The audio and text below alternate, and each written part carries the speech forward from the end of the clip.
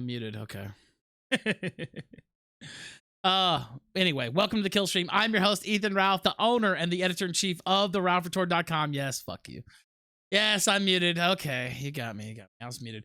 I own theralphreport.com. Also, Killstream.live. Check the recaps on there. If you're looking for an archive for a particular episode, you can go there. I shouldn't be muted now.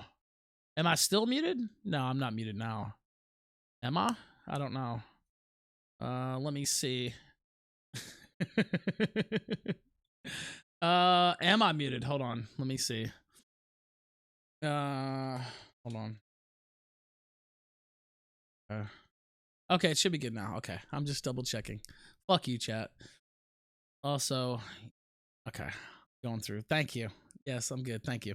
All right, let me read these. Lord Zenu WT Law says, let's fucking go. Godzilla celebrating a 10-month streak. 10 months. Thank you for the long-term support there. Spectral Citizen on the 4-month support. So, hold on. Let me see.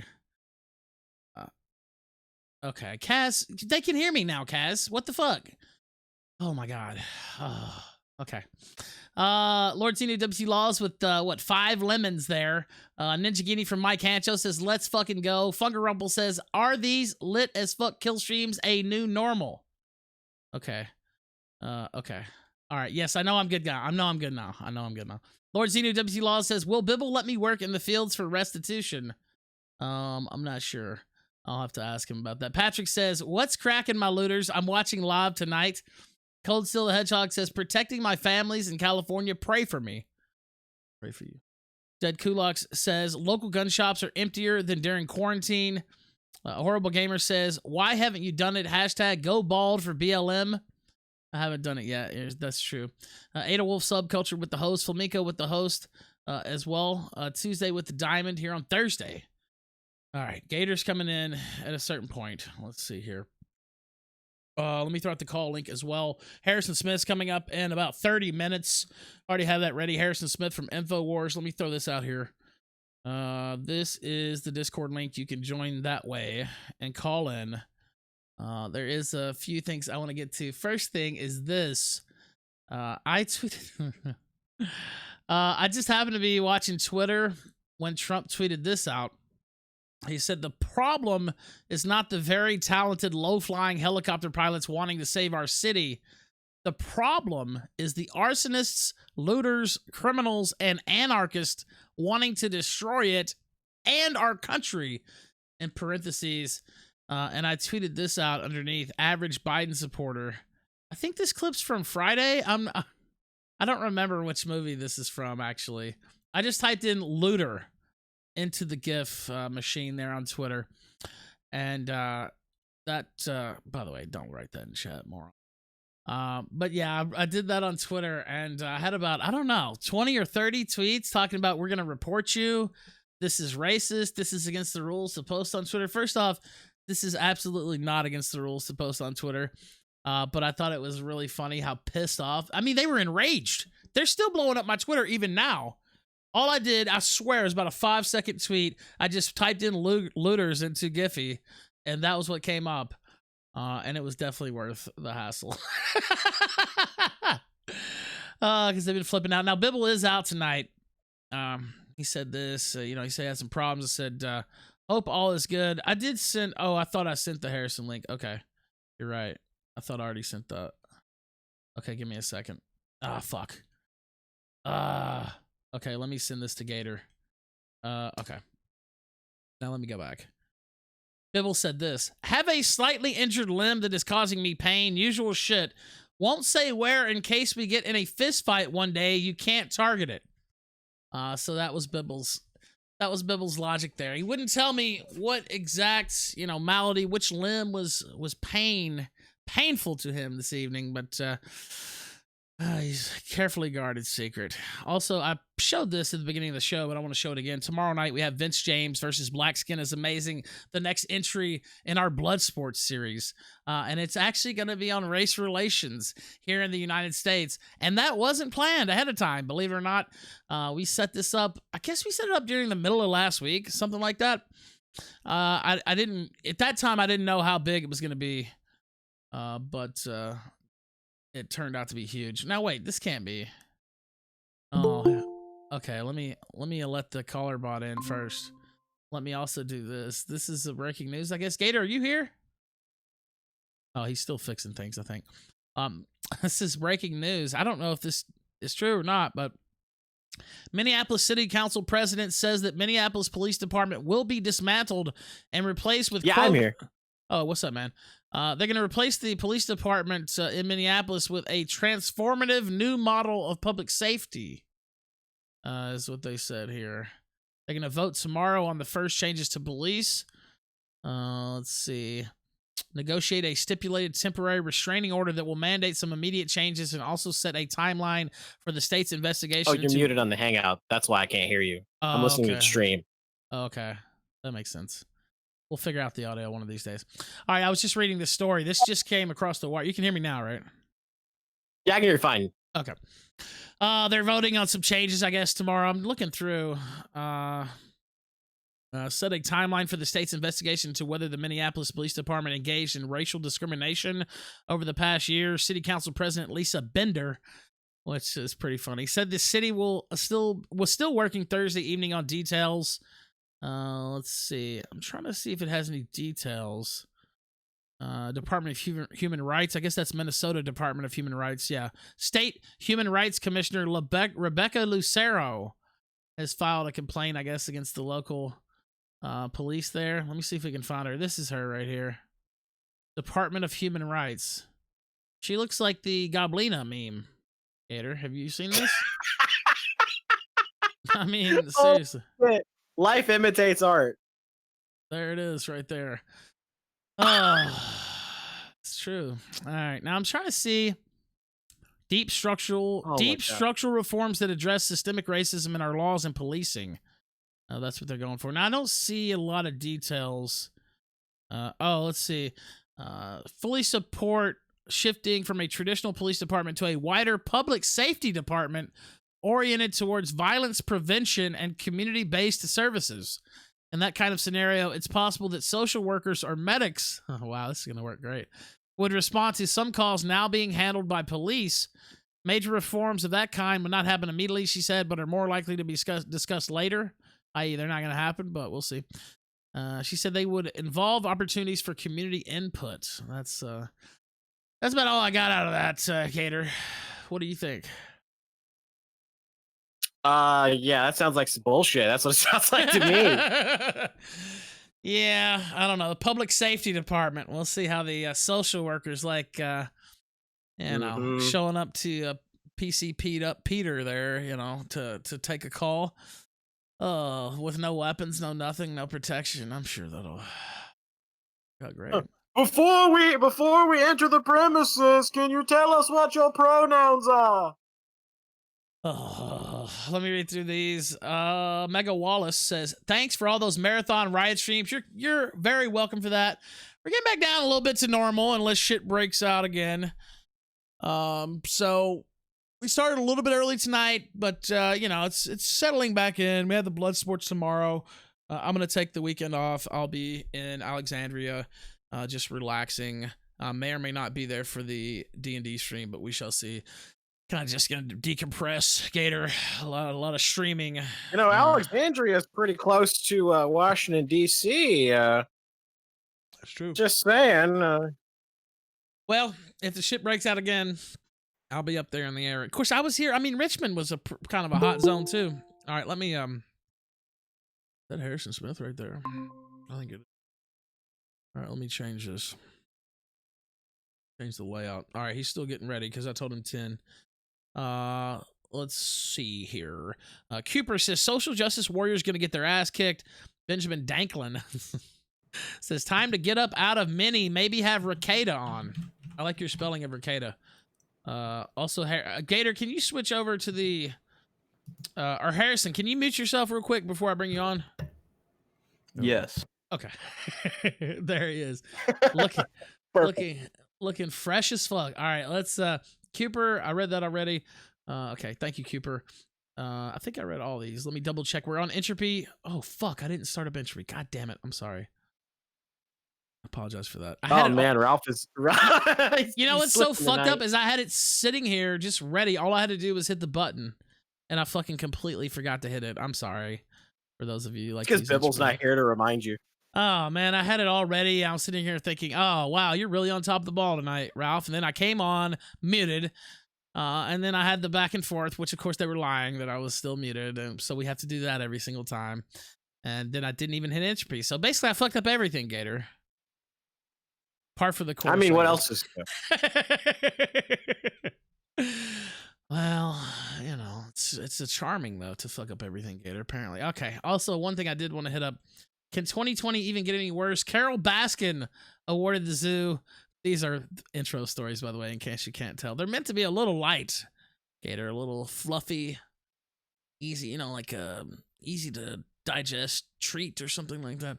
Carol Baskin awarded the zoo once owned by Tiger King Joe Exotic. I saw this. Somebody told me this last night. This happened a couple days ago. And I said, no, that didn't happen. I would have heard about that. That's not the case. That did not happen, Gator, but actually that did happen. Because I was so caught up in everything else. I didn't see it. Now, have you seen... See, this is something worth rioting and protesting for. By the way, Tiger King seems like 15 years ago. And that was the hot thing, just last month or month or two ago, something like that. It was everywhere. And now it seems like 15 years ago. Anyway, I'll read a little bit. I wonder if I can play this. Oh, no, that's the thing we already saw. Stop it, CNN. It's your bullshit. Okay. I think I gotta stop. Carol Baskin, whose long-standing feud with Joe Exotic was chronicled in the hit Netflix docuseries Tiger King, has been awarded the zoo once owned by her nemesis.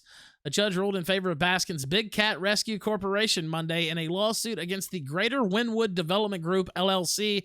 The latter company once was owned by Exotic, whose real name is Joseph Allen Maldonado Passage. The order gives Baskin control of about 60... Yeah, well... He's Joe Exotic. The order gives Baskin control of about 16 acres of land in Garvin County, Oklahoma, that is home to an animal park with an array of big cats. Wynwood must vacate the zoo land premises within 120 days of this order. The judgment also awarded several cabins and vehicles to Baskins, according to court records, Gator. I guess we could go on. This is a crime. This is a fucking crime. This is something worth rioting over. This is bullshit. Carol Baskins. I mean, is it fair to say Carol Baskin won? Oh, I don't say it like that. I mean, it's true though, right? Like, I mean, Carol Baskin. By the way, Joe Exotic's a piece of shit too. If you watch the series. He actually is, but Carol Baskin, I just detest her even more. Is the bigger piece of shit, the lesser of two evils. I really just don't like her because everybody knows somebody like her too. Just stuck up. Karen is the word for sure. Oh, she's a piece of shit. Joe Exotic, yeah, he's a piece of shit, but he's kind of, he's a piece of shit. Right? He's not trying to lead you on, make you think he's not a gigantic piece of shit. He's like, no, I am what I am. I know it. And that's kind of endearing in a way. That's why you like him. Also, those music videos are fucking hilarious. If you've ever watched this series, oh my god, they look like they're insane. I see someone saying you're welcome for making you watch Tiger King. That's true. Salami Crime says was hyped because Jake Paul. Oh fuck, who's that? Oh, that's me. That's Gator joining up. Now we're gonna introduce Harrison in a minute, but before we do, I don't know if I'll play the whole video. Fuck. You know what? Let me find a shorter one. I was getting tired of the delay, so I was like, fuck it, I'm joining. Yeah, it's better to do. Let me see if I can find this. Today, Gator, I don't know if you knew this or not, but today is Killdozer Day. Oh, really? Is it the anniversary already? It is, and I'm trying to... So I have a couple videos. I'm probably going to play... Let me see. Because I don't want to take too long. Let me see if I can find this. God damn it. How many fucking Killdozer videos are there? See, I don't understand why we don't have a statue of the Killdozer somewhere. Like, it doesn't make any sense not to have one. That man was a hero. By the way, I found it. This is from Discovery. There's a longer Dankula video, but it's like 13 minutes. Also, shout out to Mersh. She had one of these last year. That's when Dankulas came out too. But this is just for people who don't know the story of the Killdozer. It is Killdozer Day, so I thought it only appropriate, Gator. There's the link. Then we'll bring on Harrison a little early, because why not? You ready? Yeah, let me pull it up real quick. Right. Got it. Let's hit it right now.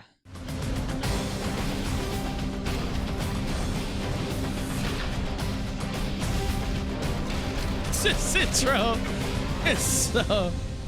Yeah, we got it. Destroyed in seconds. Bulldozer levels a building in Granby, Colorado. Then another.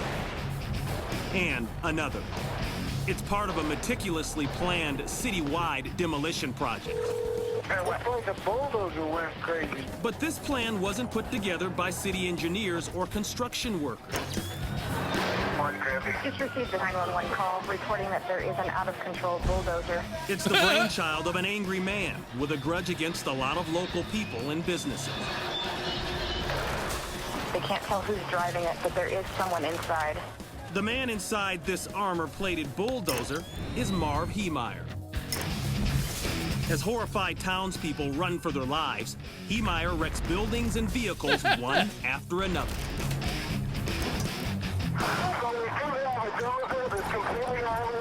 I never grow tired of watching this video. And he's ready to take on sheriff's deputies or anybody else who stands in his way. Heemeyer's an accomplished welder who spent a lot of time inside a secret workshop. Yeah, it's all encased in metal, and you can't see who's driving or anything. There, he outfitted the dozer with 2 sheets of half-inch steel plating, with a layer of concrete in between. What part are you doing? On this day, he seals himself in and takes off on a violent ride. Inside his cockpit, 2 assault rifles, lots of ammo, and video monitors to help him see where he's going. A bank, a hardware store, a concrete factory. By the way, let me pause it to one. They don't go into the whole backstory of this. Basically, I don't want to mangle it. But there's a whole backstory. This guy had been getting fucked with forever, getting fucked over, and then he took matters into his own hands, basically. That's a very vague retelling of it. And I believe all the places that he targeted was directly related yeah, to they the were. people that fucked That's him why over. he hit the bank. That's why he hit the hardware store. Yeah, exactly. All right, 201. Let's hit it right now. Even the town hall, and especially the police department. The one thing all of those places have in common, Heemeyer feels he has been wronged by these businesses or the people who own them. By the way, I'm going to pause there it it at is. 2. Yeah, there it goes. I'm going to pause at 217. I'm not putting it on full screen. Edward, it's too much of a pain in the ass, so just watch it like this. 217 right now. It's a different fucking aspect ratio than what I was doing last night, so I'd have to fuck with the whole thing, not doing it. 217, let's hit it right now. He even exacts revenge on the home of the town's former mayor. He does have armor-piercing weapons. Deputies and SWAT teams try everything. But even armor-piercing bullets can't penetrate Marv Heemeyer's homemade metal and concrete shield. At one point, Absolute a heavy king. equipment operator decides to put a stop to the carnage. He climbs behind the wheel of his front-end loader and gets set to take on the armored bulldozer. There's But a Killdozer quickly, sticker in the operator chat now. finds by the way. himself in an industrial-sized game of chicken. Heemeyer speeds ahead, aiming directly for the blockage. Realizing his intentions, the loader attempts to flee, but the armored dozer gives chase. Ramming the tractor off its path, it steams ahead to its next target. Authorities seize the narrow opportunity, using the front loader truck to block the dozer in. The civilian operator hurries to safety. Forced to continue ahead, Heemeyer pushes his creation to the limit. The bulldozer grinds to a halt under the rubble of a steel building. Its engine has called it quits. As authorities try to get into the cab of his homemade tank, Marv Heemeyer takes his own life. It takes officers several hours and a cutting torch to finally get inside the cab. None of the townspeople are hurt, but the price tag on this rampage is about $7 million. $7 million worth of damage, Gator, before he finally took his own life there at the end. Your thoughts? Again, I wanted to play that. It is Killdozer Day here. A man's got to know his limitations. Well, he knew exactly. $7 million worth of damage. Engine was gone. He was going to be taken alive. So, press F. Hey, for him, it was worth it. Fuck those guys. But yeah, they've been torturing him for like a decade or something. I have to go back and look. It's really bad. If you that didn't really fully do it justice. If you go through step by step of the backstory, honestly, that did not do it justice. Please just look up the Killdozer story. There's longer videos out there. I just didn't want to eat up all the time with it. The man is a fucking American hero. He should have a statue in Washington, D.C. I agree with that. Salami Crime says, what was hyped because Jake Paul got arrested, then saw National Guard kneeling. Feels bad. Thank you for the Ninja Genie. I don't know if I saw the National Guard kneeling. Oh, I do see it now. Oh, yeah, that was from the other day. Actually, we saw that. But I don't think we knew what was going on at the time.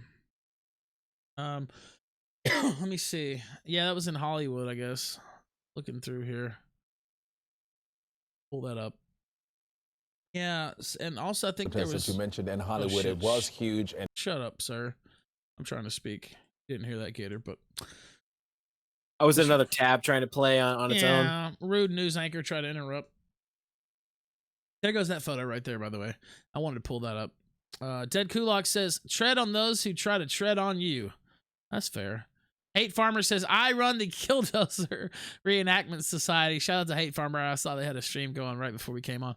Dumpster Dassy says, Martin Luther King will respawn to score all loot. Martin Luther King. How have I not heard that one yet? Totally not the ATF says, if he only had 2 rifles where the shotgun came from, let me check entropy. It's all good over there. Also, streamelements.com/colorfulralph/tip. If you're watching on YouTube, you could super chat that way. Or you can go to entropystream.live/the-Ralph-Retort or the home base, dlive.tv/the-Ralph-Retort. Content consumer says, institutions turning against us. Fuck this year.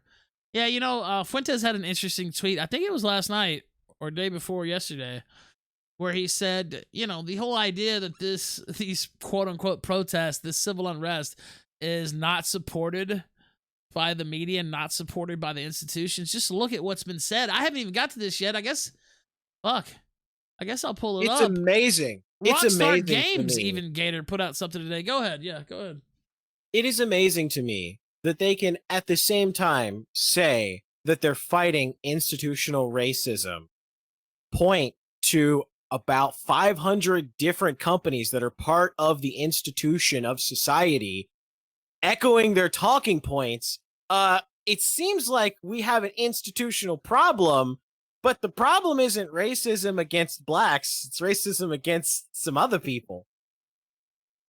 Yeah, I just, you know, I think that tweet just encapsulated it for me, though. You can't say that there's not, that this is a systemic, you know, everybody's against us and we're the underdogs. It's not true. Look, Yeah. let's not mince words here. These people, they're, you know, a lot of them are outright communists. They're anarcho-communists. They think that this is the pathway to a communist society. And they're stupid. They have no idea. They're just useful idiots for the people that actually have power, because they're not satisfied just having a little bit of power, a little bit of control. They want a lot of power. They want a lot of control. And these dummies are just the useful idiots that are going to go out there and get everybody scared to exercise their rights. So little by little, they can just chip them away until there's nothing left. Now, here's Rockstar Games. Black Lives Matter, they said, to honor the legacy of George Floyd, today, June the 4th, 2020, from 2 p.m. to 4 p.m. Eastern, we will be shutting down access to our online games, Grand Theft Auto and Red Dead Online. Now, a few smartasses on Twitter, by the way, they're being smartass, but I think that this is probably true as well. Said that they just took, a server maintenance session that was probably already had to happen anyway, and said that this was to honor the legacy of George Floyd. Do you quibble with that interpretation, or? No, we'll know that's the case when next Tuesday Bungie announces that they're doing the same thing during their weekly routine maintenance. Now it's every service maintenance. Every service server maintenance from now until the end of time is just going to be a George Floyd memorial session. That needs to catch on. Yeah, because they're going to put the knee down on the servers and turn them off for a minute. Every single time from now on, it's to honor George Floyd. Even if they don't say it, we know that it is. They don't always want to say it. They don't always want to put themselves on Front Street and make a spectacle. But we really know that it's always about George Floyd. And how much pussy he used to slay, how many felonies he got away with and was still out and free. Kind of like the Killstream. If they really wanted to honor Floyd, they'd allow you to smoke meth in GTA and do fentanyl. Oh man, God damn it! He was a good boy, Gator. You shouldn't say that. He was a good boy. He didn't do nothing. You know what? Oh man. You know what? Let's just save it because I'm about to go into it with Harrison in a minute. I know. I can feel it. I'm trying to provoke You know what? I'm a little torn because I do think the cop was retarded to keep his knee on him for like 28 minutes. It wasn't 28 minutes, by the way. It was like 8 minutes or whatever. I think maybe that could have been done a little differently for sure. That being said, the guy was hyped up out of his mind on narcotics, Gator. It wasn't like, he was some guy prime of his life just suddenly got sidetracked here. Had enough fentanyl to kill an ox in his system. That is noteworthy. He had so many drugs in his fucking system. It's a wonder he didn't sound like Animal from the Muppets. Yeah, I mean, look, you can think the cop didn't make the greatest move, and also think, hey, maybe this is being blown up a little much. I don't know. Anyway. Sorry, I hate to sit on the fence there. I don't think that's really sitting on the fence, though. I just think that that's common sense, right? Well, I mean, you can have the opinion that the cop's fucked up and that he was also goofed out of his mind.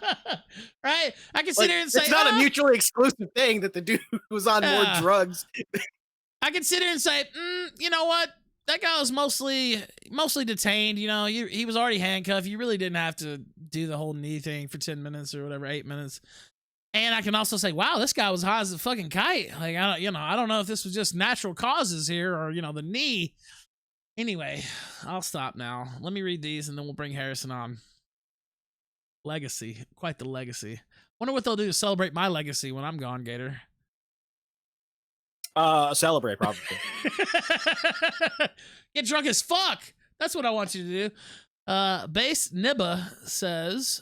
White boy due to T-pose. White boy due to T-pose. Bethica73 says Candace Owens' video about Floyd was 100% truth. I saw Killstream Uncut, the all one word archive channel that restreams us here on the Killstream. Actually put up her video. I haven't seen it. I read some excerpts out of it. Candace Owens, my old friend Candace Owens, Gator. Dictator says that toxicology report fucked everything for them. Yeah, that was bad news. By the way, take one caller before I come in and bring in Harrison. Is that cool? Sure. I know exactly which one I'm going to bring in. Bring him in. I'll be right back. Dark Butters. You're on the Killstream. Gator Ralph, how are you guys tonight? Well, Ralph had to step away for just a second. I think he's going to get himself. I want to thank the Killstream audience and Andy Worski and Ada Wolf and Flamenco for making me the #1 featured streamer on DLive this morning. Oh, so hell yeah. Thank all you guys for getting me there. Yeah. Yeah. I think I finally figured out what this Black Lives Matter stuff is. And it's a book I read a long time ago. This is I Love Big Brother. Saying Black Lives Matter is just saying I love Big Brother. Like, it's the only thing that makes sense to me.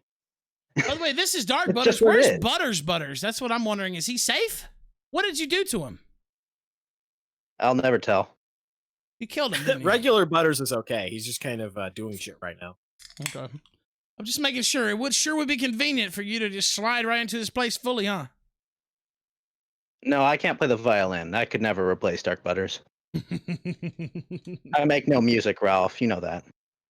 But yeah, what do you think about my take, Ralph? That I didn't saying hear Black Lives Matter is saying I love Big Brother. Yeah, I mean, I saw I mean, was like it put every out? Oh, it was The institution. Rock. Look, it was The Rock actually, and we'll play The Rock's clip maybe when Harrison gets on in just a minute. The Rock put out a long. I haven't even. Again, usually I save the video for when I come on air because I like to watch the video when everybody else sees it. But I did read some excerpts from The Rock, who I love. I love The Rock, obviously. I think that's fairly known. But well, as a performer, I don't know the guy personally, right? I don't know. Maybe he's a piece of shit. Whatever. I've enjoyed watching The Rock over the years. But this whole. What did he say? We have to say Black Lives Matter because some people think they don't, or what? I don't even know. We'll have to play it, but it was just no. I don't have to say that. I don't have to say that. Just say the magic words, Ralph, and they'll let you leave the room. No, I'm not. Just say it. Say the I magic never words. said That's that Black all you Lives gotta do. didn't matter. Why the fuck do I have to say that? That's what it is, man. You just say the magic words, and they'll let you leave. No, I They don't promise. I don't want to fuck The Rock. Fuck you, motherfuckers. All right. Thank you, man. I appreciate you calling in. I'm about to bring Harrison in. Yeah, you can sunset me. Have a good night, Ralph. Oh, thank you, man. Appreciate that. Also, somebody's All I messaging me, know so is that I don't kneel for any motherfucker ever. You will not make me kneel. do you smell oh, sorry. Okay, sorry. It's not the time, is it? It's not the time for rock impressions. Sorry. Gator kneel to no king. I thought you were leaving. What are you kneel still doing here? nor Dark? bow. Okay, before- I will sunset myself then. Jeez, have a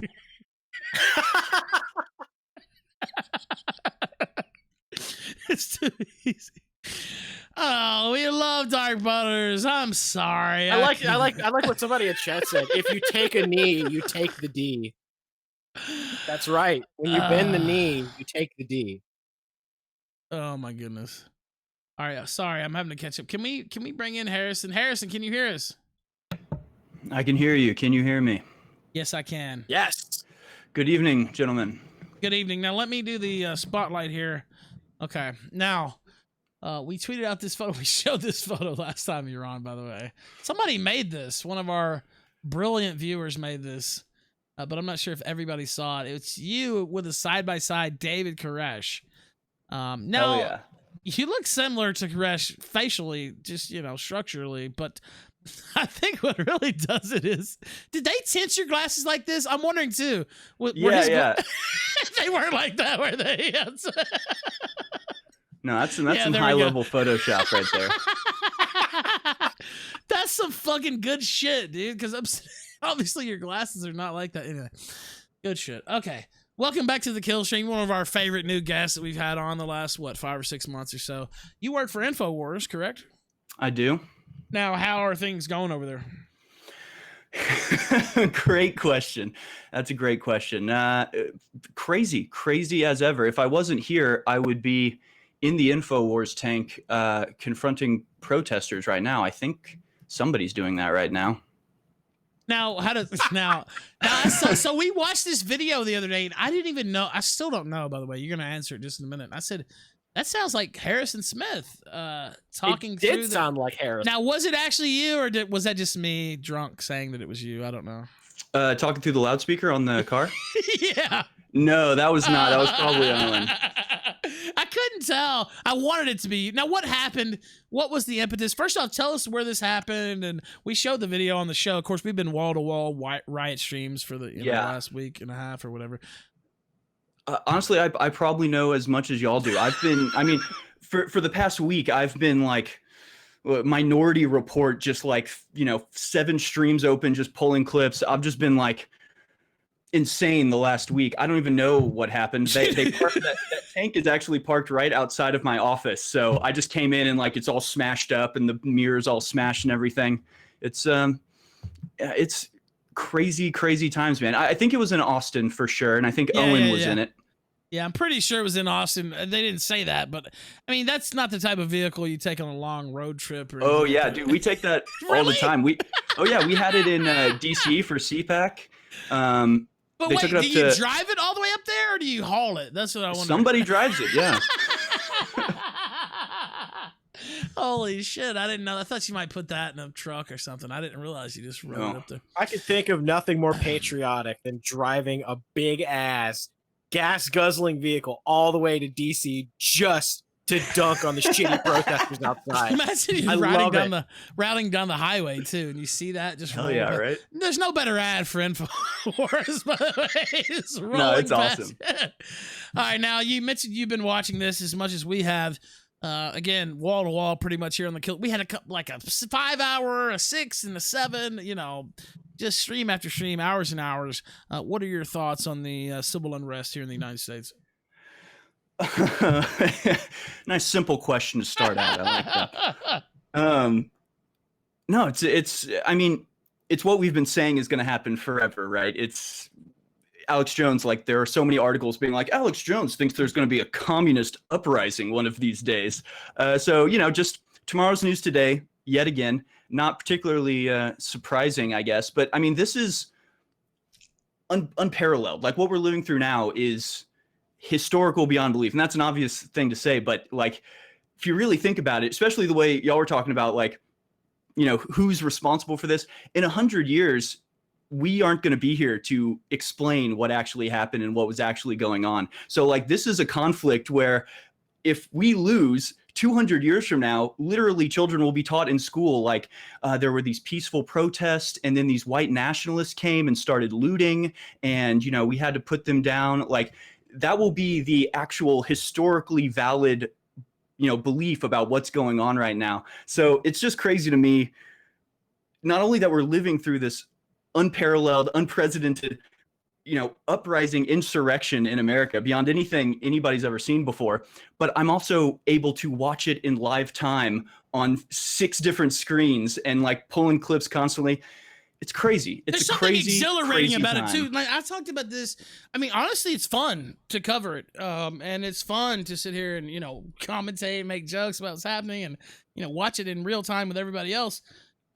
So I guess I'm kind of torn between, wow, this is really exhilarating, this is a lot of fun, and oh, my country's dying right in front of me. You know, is there a push and a pull there? You know what I mean? Like, I feel bad. I was talking about this a couple days in a row. Like, sometimes I feel bad that I'm having so much fun watching. Yeah. The only time I wasn't having fun was when I was watching a live stream from San Antonio and there's a big group threatening to like attack the Alamo. And for a second I was literally like, am I about to go defend the Alamo? Am I about to have to do that? Literally, I woke my wife up and was like, hey, I'm just letting you know, like they might attack the Alamo, so I might have to get out of here in like 10 minutes. It is your patriotic duty to drive down there. I might have to do a little something. Yeah. It is my heritage. I actually just found this out because I went to and talked to my cousin who does all the genealogy and everything. But apparently, I'm a direct descendant of one of the old 300, which was the first 300 people that came into Texas to settle it with Stephen F. Austin. So I'm an 8th generation Texan, and yeah, people died to defend the Alamo from Mexico. So I'm not about to see that sacrifice go to waste. Yeah, you know, that's kind of me too, you know, to me too, whatever. But but during the stream, you know, you see some bizarre shit or we're laughing about, you know, whatever's happening. Then something else, you know, you see something all of a sudden, it's not, you know, it's no laughing matter. Right. I mean, really, the whole thing is no laughing matter, but I've had other people tell me this too, that, you know, if you're not laughing at this, you might be crying, you know what I mean? So that helps them. So I don't know. It's kind of a balance there, I guess. Now, there was something, let me see here, that they wanted me to show. This is, by the way, oh my God, I didn't see this. This was from a few days ago. And the reason I'm going to play it is because Alex is wearing the reptilian mask, which one of my favorite bits that he did ever, I think it was the summer. I want to say 2019. It might've been 2018, but I think it was last year where he put the reptilian mask on. We played that recently too. And we'd already played the whole thing on the show, but I went ahead and played it all the way through because it was hilarious. Look in the show links, Gator. Actually, you know what? I'll just post it in the side of the chat here. And you can grab it there. This is from Rex Jones. And apparently I don't know. Maybe we'll play that next. Rex versus a crackhead. I don't know. Yeah, do you hear about that? I heard about it, but I haven't seen it yet. So the producer sent that to me, and I haven't actually seen it. You should watch it. He is like beating the crap out of a crackhead. It's amazing. Now let me. Okay, so which one first, the crackhead video or this video? Which I actually haven't seen this video, so if we want to do this one first. All right, let's do this one first. Now this is Alex going to a target in the reptilian. In the reptilian mask. Now let me switch it over here. Oh shit, there it goes. Now that's full screen enough. Okay, let's hit it. Oh shit, right now. It's time to be a hero. It's time to wear the most advanced anti-COVID mask available on the market. The Glor 9000. Reptile lives matter, after all. What's wrong? It's totally normal to wear Halloween outfits.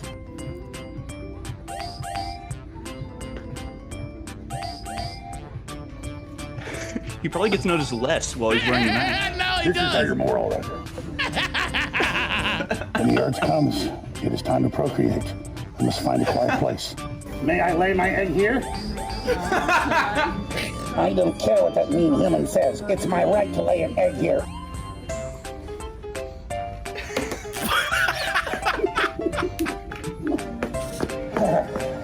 Refreshing.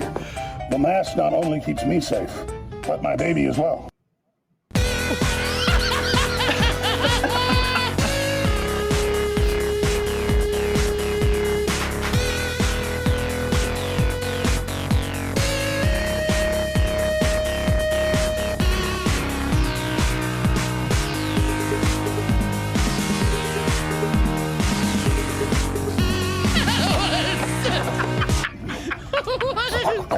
The humans are not communicating with me.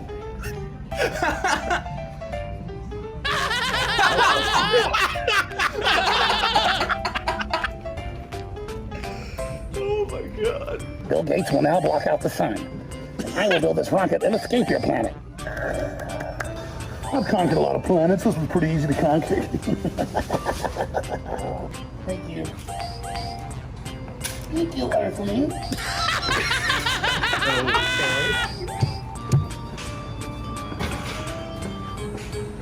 I don't know what to say.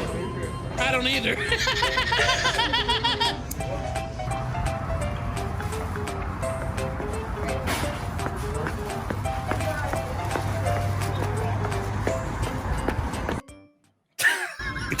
That was amazing. That was really something else. Now, Alex Jones is a fucking comedic genius. I've Right? said that before. Right. You know what? Somebody commented on my bit shoot, and they said, "Ralph's great. You know, I love Ralph, except he unironic. Or actually, what did he say? I can't remember. He accused me of ironically acting like Alex Jones was funny." And I said, "There's nothing ironic about it at all. That's fucking hilarious. What do you mean? I'm not being ironic. It's funny as fuck. I don't know what to say. No, this is not an act. This is not, you know, me trying to play you or tongue-in-cheek. No, the guy's fucking hilarious. Okay. Is he not here? I mean, I know you probably know. You probably have some shit you can't even tell on air that would hallucinate. Right. Honestly, I wish there was, but he's just what you think he is. I mean, I just love that. They didn't go to Target to make that. He's probably just shopping with Rex, and they find a mask, and that's it.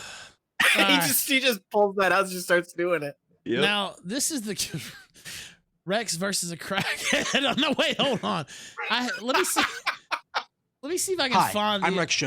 All right, hold on. Let me get the band link. For some reason, you know what? Band really doesn't like Brave. I noticed that the link, it won't pop up for some reason, but if you turn off your script blocker or whatever, it'll pop up. Look in the sidebar here. Now, you said you've already seen this one. Yeah, and we're gonna take some callers. Thought some calls as well. Go ahead. Harrison. The day after it happened, so right outside of my office, there's like a gym, and Rex was just working out, and it's like, oh hey, how's it going, Rex? He's like, pretty good, you know. I had to beat up a crackhead yesterday, so that was fun. Like, what? That is a little weird rejoinder there. By the way, shout out to Killstream Uncut over on YouTube. We have about 1,500 Gator. God damn it. Why can I not say that? Watching us live here. Excuse me for my foul language. That's inappropriate. Now I'm pulling an Alex Jones on account whenever he's just like, God damn, these people. Oh, I'm sorry. I took the Lord's name in vain. I shouldn't even be on air. I shouldn't even be on air right now. That's not me. You know that's not me. Okay. All right, let's pull the band. The best is when he's trying to explain why he feels. He's like, "Look, that's not me. I just these people just make me so mad." He just like, makes himself mad again. He starts getting enraged all over again. Yeah. Okay, I think I put the link in there, right? Let me make sure. Yes. That's it's in okay. there. Oh, it's gonna be one of those nights. All right, I have it pulled up. Are you guys ready? Mm-hmm. Oh, all right, let's hit it right now. Hi, I'm Rex Jones. You might have seen me on InfoWars. You might have seen me on Twitter. I'm Alex's son, and yesterday I was involved in a rioting/looting incident, and I had to help put a stop to it. You don't realize how crazy this stuff is until you see it in person or until you watch someone get hurt. People are completely deranged, and they're using this, crazy people are using this as an excuse to burn civilization down. I was just buying ramen at 11 p.m. the other day, when all of a sudden, this crazy crackhead runs in, gerbilized, starts yelling, I'm protesting, starts grabbing everything he can off of the racks, and tries to break into the lottery ticket thing. Now, one of the store clerks calls the police, the other one tries to stop him. They got the tape. Crackhead grabs the dude by his man bun, pulls him over to the open beer thing where they keep it's like showing the it on Smirnoff the screen. Ice and the Four Locos, and starts beating his head into the metal side of it. I'm standing there shocked. I'm scared. I'm panicked. I don't know what to do. I froze. Next to me, there's like a 6'6", 300-pound husky white dude. He was massive. He's standing next to me, and I swear to God, he puts his hands up and he says, I don't want to get involved. So at that point, I knew I had to do something. I went over, helped the store clerk, helped him get off the store clerk, and started blasting him in the head about 8 times. I stopped. The dude stops, he stumbles back, he runs towards the door, then he runs back at me, throws a container of fruit on me, all the time screaming, yelling, I'm protesting, you're attacking me, you're assaulting me. I punch him again, I break his nose, he runs out, cops come, cops cuff him, and then immediately the dude says, I'm protesting. That man assaulted me, he points at me, and they let him go. Because that's that's a society that we live in, where people are let go after they assault and riot and beat up people because they're protesting. Because somehow the death of George Floyd, which I believe was wrong, somehow that justifies violent acts of hate. Nothing justifies violent acts of hate. And I, as an American citizen, have the right to defend myself against that if you attack me or you attack another human being. I'm Rex Jones from Infowars.com. Now there's more, but I think that was the main part there. Go to InfoWarsStore.com. It's probably just a commercial. yeah, it is. Go to InfoWarsStore.com. I wanted to say that myself. That was, you can't see this on the podcast, but he's actually laying it into the guy there on the footage. And I wonder if the footage didn't come by so easily, perhaps because they didn't press charges on this fucking maniac. Do you think that the order, I mean, I think that it has, but I'm going to ask you, the natural order of society has kind of been flipped on its head to where you can just claim, oh, well, you know, I'm protesting for George Floyd or my reparations or whatever. And then a much more sympathetic ear than that thing used to get even 10 years ago and especially 20, 30 years ago. Yeah, I mean, it's systematic at this point. I'm sure you've heard, like, everybody that was arrested in St. Louis has been released. The prosecutor is not going to charge people from St. Louis. 650 people in New York who'd been arrested were released because of the new bail reform laws. Like, all of the necessary preparations have been made over the last few years. The DA or the Attorney General, I can't remember what her exact position is, but the prosecutor, she's a prosecutor, and in St. Louis, completely funded by George Soros. There were, like, you know, articles about it while she was running saying this candidate is funded by George Soros. Is that okay? She gets in place. They have these riots, and then she just says, "Yeah, I'm not gonna charge these people. They can go." So yeah, I mean, it's all been completely flipped on its head. Reality is gone. It's like we don't live in reality anymore. Everything is ass backwards, 100% inverse reality of what reality is. So yeah, everything is kind of fucked, to be quite honest with you. Yeah, and what do you think about this making excuses for the looters? And, of course they're upset, Harris, and of course they want to blow off some steam. They've been subjected to this systemic racism for their entire lives, and they've been mistreated here in America, and the man's against them, so... Or how about this? Oh, well, we're being looted every day by Wall Street, no big deal, right? They're just doing what the American way is, right? What do you say to that type of commentary? Oh God, yeah, it's about it's about like an imposition of this fake false reality on top of people. If you watch the Tucker Carlson clip from last night, he lays it out how they're saying it's a genocide, and he goes through the two legitimate cases in the last year. Excellent, by the way. But yeah, go ahead. Yeah, super good. And so I mean, but if you just pay attention, you already know that, and it's not a matter of anything. I mean, honestly, I'm like at a loss for words because everything is so fucked. I don't know if y'all saw the whole thing where they blamed us for burning the homeless man's stuff. Oh, I didn't see that. Now, we did show that guy on the show where I guess they just grabbed his shit and threw it on the fire. Yeah. Yes, some Austin Antifa member reposted that video and said this was a false flag by InfoWars. They burned the homeless man's stuff to blame it on Antifa. And of course, it got like 300,000 views or likes or whatever. And then I saw like conservatives, I think Caleb Hull, like took down his retweet of the video and was like, I should have never trusted anything from InfoWars. And so like, what?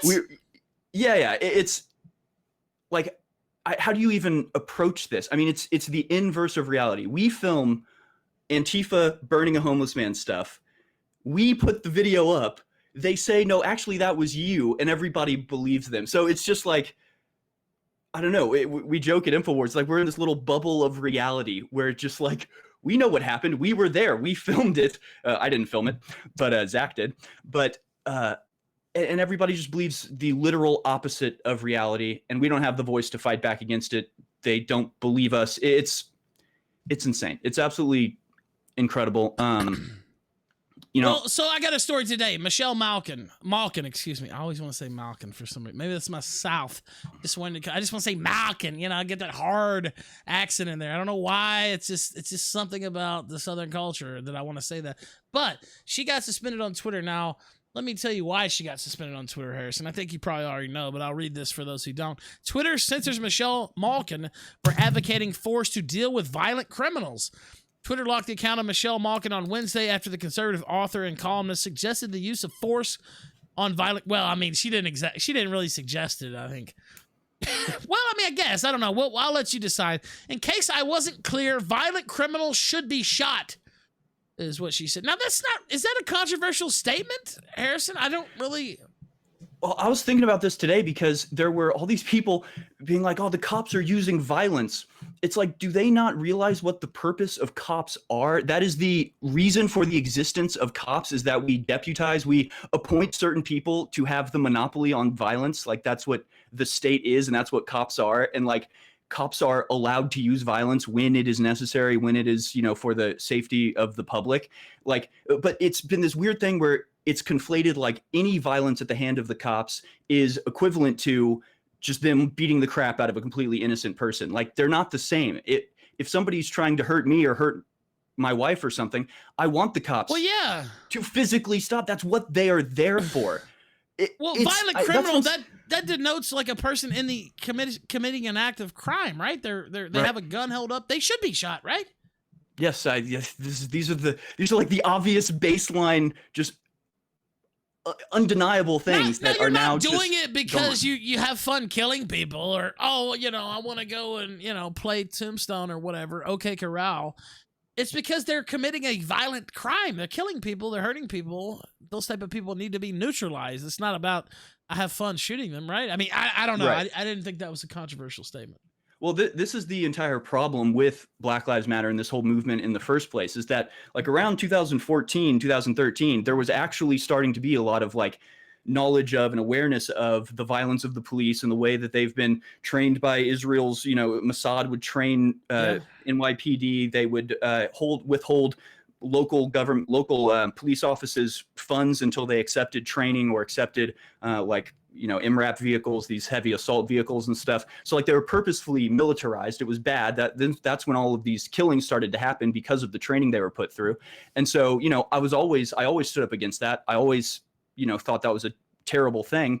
And it just got completely co-opted to where now any resistance towards the militarization of police, any resistance towards the abuse of power from the police has been completely neutered because it's been cast into this racialized aspect where now they're just trying to get rid of the police totally. I mean, but this is the whole point of the entire movement, right? It was to subvert any resistance to continued authoritarianism, essentially. So it's incredibly infuriating because I am and have always been a critic of police violence, but now it's like, that's not what you guys are talking about. You guys are doing nothing. You're only making it worse. The only result of your actions will be like military occupation from our own police. So that to me is the most frustrating thing, is the perversion of what was starting to be, in the 2014, 2013 is when I remember it actually starting to kick up. And then all of a sudden it became a race thing and got completely sidelined. Well, yeah, and I've talked derailed. about this a million times. When you uphold, and I'm not even saying George Floyd is one of these cases, because I do think that they could have acted better in this case. But when you uphold every single case that comes around, some of these people deserve to get shot by the police. I mean, that's not to me, that's not controversial to say. Every person that gets stopped and shot by the police, it's not uncalled for. There are a lot of violent people out there, Harrison. I don't know. I think that's obvious. Like that's what they're there for. I don't know, man. It's like we have to re-explain the most I don't know. concepts. It seems so obvious. Anyway, Timber Sycamore says, look up snipers on the synagogue on Twitter. I don't know what that's all about. Also should play Malcolm X on white liberals. I might actually play that. Let's see. Over on D-Live, we're about to take callers, by the way. One word answer. Is this going to help or hurt Trump in the fall? Help or hurt? Oh, my God. I think help. I want to say help, but I don't know. Nothing is real anymore. It's like, I use the term fiat reality, like fiat currency is currency by dictation. It's fake, right? Fiat reality. Our reality is dictated to us. It's not what's real. It's not what actually happens. It is what is painted for us by our enemies, essentially. So God knows if anything made any sense at all, it would help him. But who knows? And that's why, that's why a lot of the criticism of Trump is kind of like a double-edged sword as well, because he's having to deal in the false reality, because the false reality becomes real when people believe it and start acting on it and start voting because of it and stuff. So, in the false reality that they've painted, if he was to crack down on the looters, no matter how justified it would be and how much I would want it to happen personally, his calculus has to take into account the fact that that is giving ammo to his enemies. So it's a cluster. I think that's fair to say. Now let me read these. They said, clear my throat. I apologize. Theodore Kaczynski, probably not the real Ted Kaczynski, but he said, what do black... I can't read that, but thank you. Tread Clown says, we at Brand offer this white on black JPEG that will express vague solidarity with the black community, evading specifics in what way we will do anything. This is doubly true if Brand is guilty of exacerbating these issues. Please accept this. And it says 1 out of 2. Like its feet does. Okay, let's see here. Where am I at? Spicy One says, Harrison, what happened to Alex Jones exposing Q? I don't know. I do remember that because what happened. we play on the show. KP77 says they burned Stonewall Jackson's flag, bro. They're baiting us. Yeah, well, I have a clip from Governor Blackface. I'll play it in a moment. Drumboy02 says, watch Harrison's 70 questions video. It's really good. Oh, thanks, man.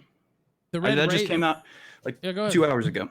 Very good. The Red Raven says, Manifesto is, I'll say, light in the loafers is what he said. I don't know who that is, but MTMD celebrating a 10-month sub streak. Very kind of you, sir. Mr. Metal Skull just resubbed for 1 month. Also very kind. But Malcolm X wasn't too kind when he was talking about white liberals. Here goes the clip. It's in the chat. We'll take a caller right after. But let's pull this up.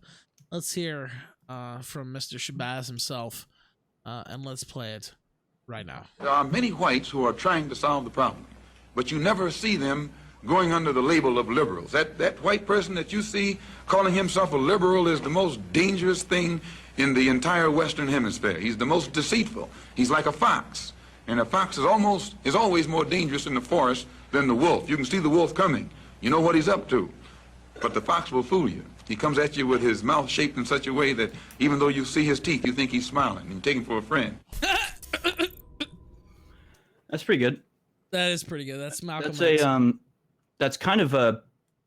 He's almost quoting. There's a Cicero quote about how much more dangerous traitors are than your enemies for the same reason, right? Sure. Your enemy you can see coming. The traitors are within your midst and hidden. It's the same idea. All right, let's keep going. Let's see. We have some callers. Let's see. Uh-oh. Petunia, you're on the Killstream. Go ahead. Caller, please. Oh, it's not working, Gator. Actually, it's just him not working. Go ahead, Geeky. You're on the Killstream. Hello? Yes! Hey, how you guys doing, guys? Doing great. Even better now that your audio works. Go. I actually want to say shout out to all the insurance companies that are telling the protesters that are getting tested for corona that if they admit they're at the protest, they're saying you got to pay for it, not us. I don't know what you just said. Okay. Let me clarify. Okay, so you know how the protesters are. So the protests are going on, and all the protesters are now starting to get tested for corona. They're trying to get their insurance to pay for it, and the insurance companies are saying, "You ever at the riots? Nope, screw you, pay it yourself." Well, I don't have a problem with that, really. If you're at the riots, right? That's good, right? What? Wait, what did you say? Yeah. Hold on. Yeah. Insurance companies aren't paying for the protesters' corona tests. Yeah, that's good. I mean, Yeah, they so were it's out like, acting good on them. recklessly. They should. Yeah, I agree with that. I didn't know. Now, how are they matching that up, though? Like, what are they? Is there how do they have proof that they're at the riots, though? I guess. Well, you think an activist is going to lie about being at the riots? Oh, that's true. Maybe they were proud about it. Also, if you look on the screen now, these are multi-feeds. This is Charlotte. I guess, wait, let's see. Up in the top left, it's Des Moines, Denver in the top middle, Oakland top right, Charlotte in the middle left, and then New York City, Washington, Los Angeles.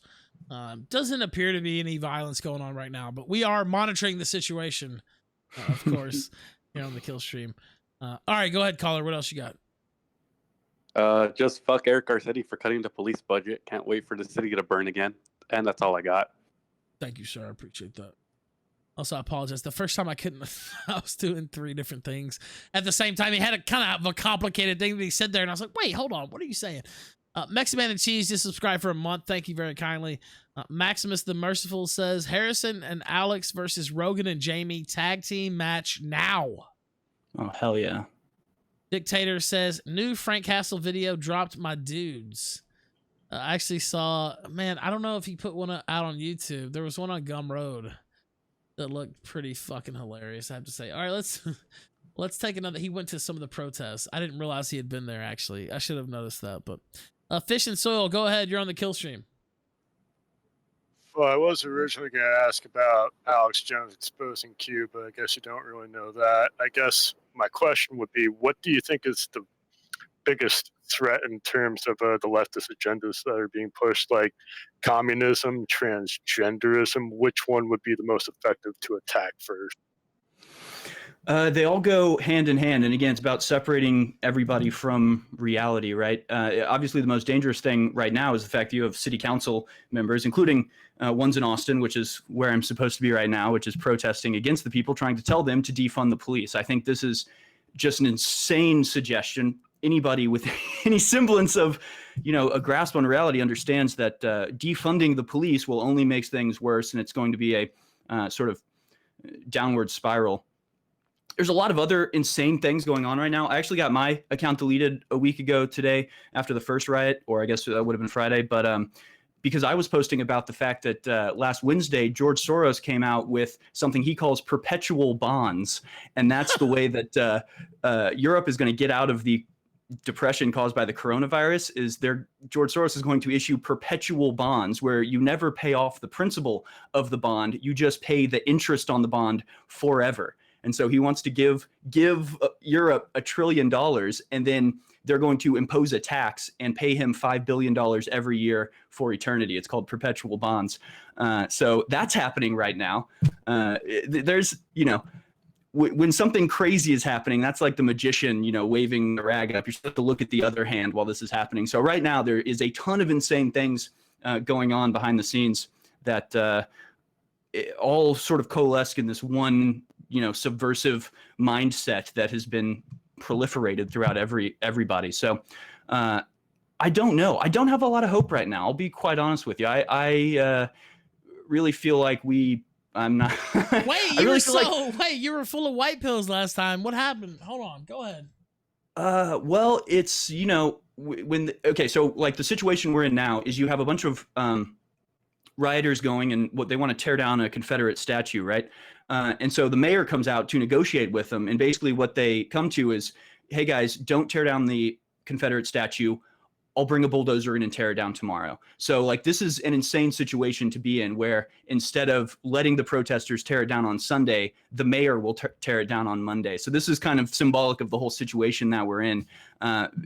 Our leadership has been co-opted at the local level incredibly efficiently. Like every single major city has DAs, has judges. The judge in Harris County is like a 24-year-old woman who has literally done nothing but be an activist for her entire life. This is the 4th biggest city in America, biggest city in Texas. So she is the judge now of that, which handles all of the emergency preparation and all this sort of stuff. And this is happening across the country. So we've been infiltrated. Like our leaders do not care about us or our heritage or our history or anything, and will capitulate to the mob and then not punish the mob. I mean, it's incredible. So, and this is all part of it too, right? There's a reason that for a long time they were only targeting Targets and CVS's. They target corporate places that nobody would give their life to defend. They target soft targets, right? That's how criminals work usually. So they're destroying things that they know people don't really care about, and then they're going to move on to the bigger But the things. police station is not a soft target. Burning down the police station,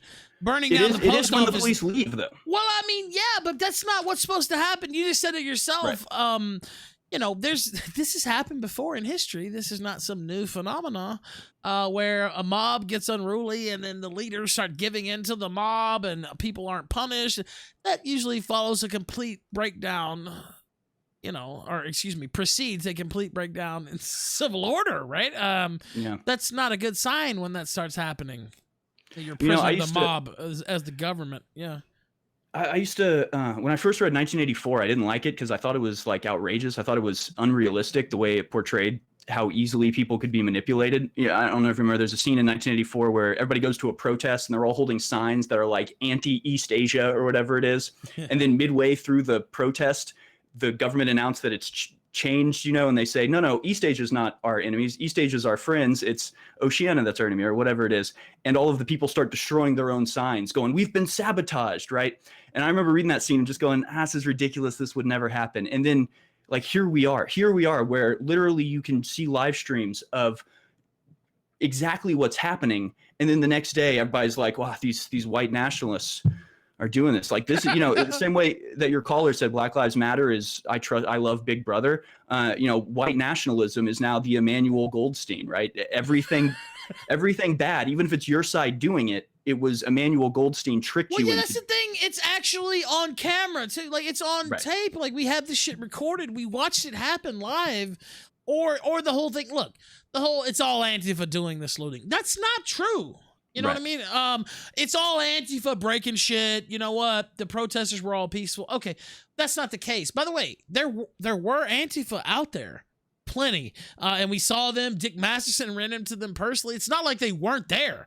I'm not trying to deny that at all. I agree. They were all anarchists, those types. Of course, that's where they come out. These types of scenarios. But it wasn't just that. These were racialized type events, and to deny that is just ludicrous to me. Yeah, I totally agree, and it's another thing. Like, there's all these like cliches, like cringe takes, you know, that like only old boomers on the internet post anymore. But it's kind of sad because they became so popular because they're true. And when you really start to think about them and look at them, they're not, we're just used to them. And so we don't understand how impactful they are. But like this idea of like the liberals are the real racist. The chief of police, Art Acevedo in Houston, there's a video of him where he's just like, you know, he's talking to all these black guys and he's like, you know, don't get mixed up in this. It's those little white guys with skateboards that are doing all of this. And it's like, what the fuck? Is this okay for the chief of police to talk about anybody this way? Like, if you had a chief of police being like, don't get caught up with these black guys and their sneakers, it's like, what is going on, right? So like these things are like actually. Or what about? By the way, you know, this is not the. I forget the guy's name. Clavin, whoever the guy was who did the knee, the police officer, Chauvin. I think Chauvin. He's a chauvinist. He's a chauvinist. What, you know? Okay. So obviously, he's probably one of the most hated men in the country, not right now, if not the world. Probably the world, actually, when you think about it. Okay, not a very popular guy. That's fair. But since when did law enforcement in other cities start saying, you know, and I'm being dramatic, they didn't actually say hang the guy or whatever, but that's pretty much the mentality, right? Like, oh God, this guy's a piece of shit. You know, obviously he's a piece of shit. That's not how it's supposed to work, Harrison, where law enforcement is just all of a sudden saying this guy's guilty and, you know, basically he's supposed to have a trial. I don't know if that's been forgotten or whatever. I don't know. It's just bizarre. I've never seen anything like this. The really bizarre thing, I don't know if anybody remembers this, after the first night of riots, I'm pretty sure it was the mayor and the governor of Minneapolis and Minnesota came out and both issued statements where they said Chauvin did nothing wrong. Chauvin followed protocol or whatever. And it's like Chauvin did nothing wrong. That's exactly but they both came out like in support, like instead of just being like, hey, there's a system, there's a process that's going through. We know that something bad happened, so we're going to look into it, make sure everything. But they didn't do that. They came out and said, we stand by it, which is like, okay, you want these people to riot. You want people to be mad at you because you don't know that he didn't do anything wrong. You haven't, assuming one way or the other is just as bad. But yeah, cops get punished and they should be. If they exceed their authority, then they should be punished. It's like we already have this system. I agree with that. By the way, I don't, if you want to charge them, charge them. That's not the issue here. No. For me, cops should be charged. If you think they broke the law, charge them. Go ahead and take them to trial like you would anybody else. The problem with me is you have, everybody in the country, cops, these are law enforcement officials. This is not just, some talking head or us here on the Killstream or you guys on InfoWars. These are law enforcement officials saying, yeah, of course this guy's a piece of shit. Of course lock him up. Don't take it out on us. We don't do that. It's not us, not our law enforcement. Pretty much is what they're saying. And it's like, dude, wow. Can this guy even get into the courtroom to even be arraigned? Like, right. I don't know. It's really is startling. By the way, go ahead. I'll let you finish up, and then I'm going to play this clip. But go ahead. No, there are just so many questions. And yeah, whoever that was, thanks for the shout out. I just came out with a video, 70 questions on the riot on YouTube. You can search Off Limits News, and that's my YouTube channel. It's just everything about everything that has happened since that murder. It has just been nonsensical. I don't know if y'all have seen the video where like as far as I can tell, there were no paramedics in the ambulance, right? The ambulance pulls up and a bunch of state troopers get out and they don't check his vitals. They don't try to resuscitate him. They just throw him in the back and a bunch of state troopers get in and drive off. So like the whole thing is suspect. The whole thing, everybody is suspect. I've seen that put out there, and then his background and some of the police officers. I don't know. It is. I'm not usually one to go into that area, but it is a very weird. When I found out he was a porn star, I said, "Wait, what? Hold on." Well, how weird is it that like the primary symbol for all of this is to take a knee? It is weird, insane. right? I don't know. Kaepernick they made that famous for years, and now the knee has taken. Just think about what you just said. How crazy that is. Yeah, that is true. That the knee has been the main symbol of all this, and now the knee has killed it. Allegedly, whatever. That's what they're saying. Killed this man. Here's the other crazy thing. Apparently, 2 days after that happened, the exact same thing happened in France. A guy was filming, a cop is kneeling on a black guy's neck and kills him, and there's big riots in France 2 days after. I've never seen a video of a cop kneeling on a man's neck until he died. Ever in my life. I've never seen it. I mean, look, I realize that is a maneuver that they use, right? Like, so I'm not saying that this is something new that was just cooked up. It's really strange, Harrison, is all I'm saying. Strange. And I don't know. Take it for what it's worth. I usually don't even go in for that at all. You know what I mean? But this is so weird. Yeah, go ahead. No, that's why I did a video that's just 70 questions, because I was like, I don't have to have the answer to any of these. I'm just gonna point out how fucking weird all this is. It's just so even if it's nothing, you would be a fool not to just be like, wow, that's kind of weird. You know what I mean? Yeah. That's a really strange coincidence. Anyway, let's see here. All right. Black. Say what? Can I ask one more question? Yes, you can. Go ahead. So I forgot you were here, mean, but you get an extra question because I forgot. Yeah, go ahead. So it seems like corporations are hiding behind the 230 regulation, which seems to kind of be getting stripped away from them. Do you think that's going to be enough, or do you think we need kind of a nationalized platform for online discourse? Are you asking me? Well, yeah. I'm here every night. Yeah, he's asking you. Thank you, caller. I always make the joke that's like, I can't remember how I framed it when I put it in the video, but it's like, people talking about wanting to regulate and figure out what companies are allowed to do or not. And it's like, because of big tech and Google and Twitter. And it's like, that's not what the government's for. The government is for necessary displays of force. So we should go in and just take over all of their assets and just strip them completely. I think it's outrageous how Twitter and big tech act. I think whatever needs to be done to rein them in is good. I've heard, I guess the founder of Kiwi Farms or whatever was talking about how dangerous it is. And I agree with that. I think we should be as free speech as possible. I don't know enough about the intricacies to know if this is the most appropriate tactic to take, but if there's some sort of movement in that direction, if we do something to limit the ability of big tech to literally shape the reality of millions of people to benefit them, I'm all for it. My thing is bringing the heat. Yeah, my thing is bring the heat. I don't care that he went for 230. For one reason, I don't think that's going to be upheld, for one. And I'm just being real. That's my actual... I think that will probably be struck down. I don't know that the Supreme Court will even take it up. But I like hearing what he said from the Oval Office and going at Twitter and talking all the shit that we've been talking for years.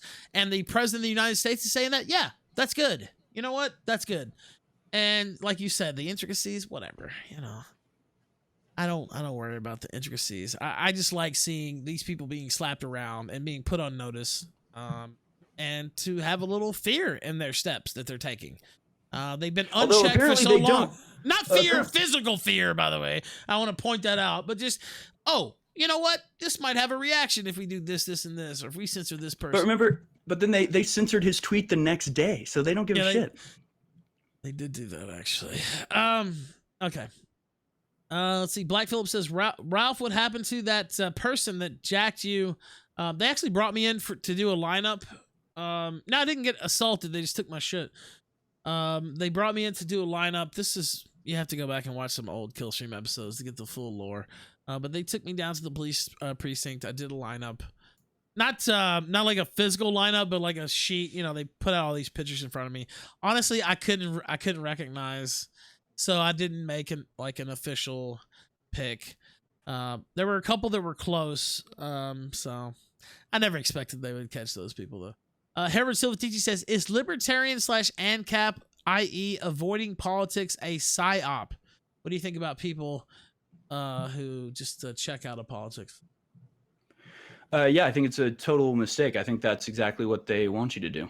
Pretty much as simple as that. I mean, I don't know. I always like the term libertarian because to me it just means that liberty is your highest goal. I don't agree with all the economic libertarianism or anything like that. But I think if you don't have your eye on the prize, then you're liable to go off, off track a little bit, or a lot rather. So I think any sort of movement to crack down on these protests it's because right now people are not free. They're not at liberty to go out and walk around. Like if you're not safe, you're not free. And actually Donald Trump said that in his speech, right? He had a great part at the end where he's like, without security, there is no liberty. And that's completely true. It can just go too far sometimes. So I think dropping out of politics is like the number one thing you can do for the enemy. Yeah, I've never really bought. I mean, I understand the sentiment, believe me, and I've definitely become more jaded as the years have passed by. That being said, I've never just said, "Oh, you know what? I don't care. I'm not gonna pay attention. Just let me go, play video games." Or I still play games. Don't get me wrong, but I just don't give up my. I feel it's a duty as a citizen. Yeah, honestly, but I don't know. Not everybody feels that way. I understand too, and I've talked about this on the show. We're plugged in every day, Harrison. We're watching the news. We're seeing what Trump said. We're seeing what Schumer. What all is going on. The riots. A lot of people are just getting home from work. They have a limited amount of time. Maybe they have 4 or 5 hours per day extra time. And maybe they have kids and you want to put some time in with your kids, obviously. Maybe they want to watch this new movie that's out. Maybe they just want to hang with their wife. They don't want to put this time and effort into something that they think has no benefit to them whatsoever. That's a logical thought. That's not absurd, is it? That's perfectly logical, and there's a lot of political science literature written about this. That's a logical thought, checking out of the game, because you're like, well, my vote doesn't matter. There's no reason for this.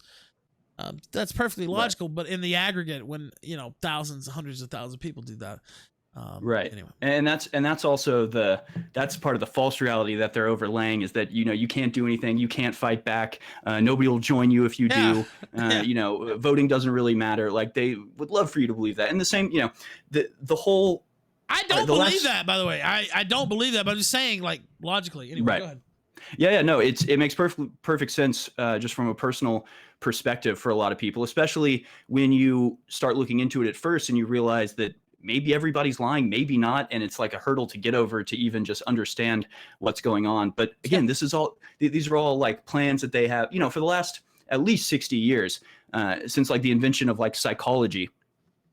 They've been very capable at manipulating people's psychology. I mean, the dopamine, the way they get us addicted to dopamine, it's like it's a hormonal war going on right now. They manipulate hormones as a form of attack.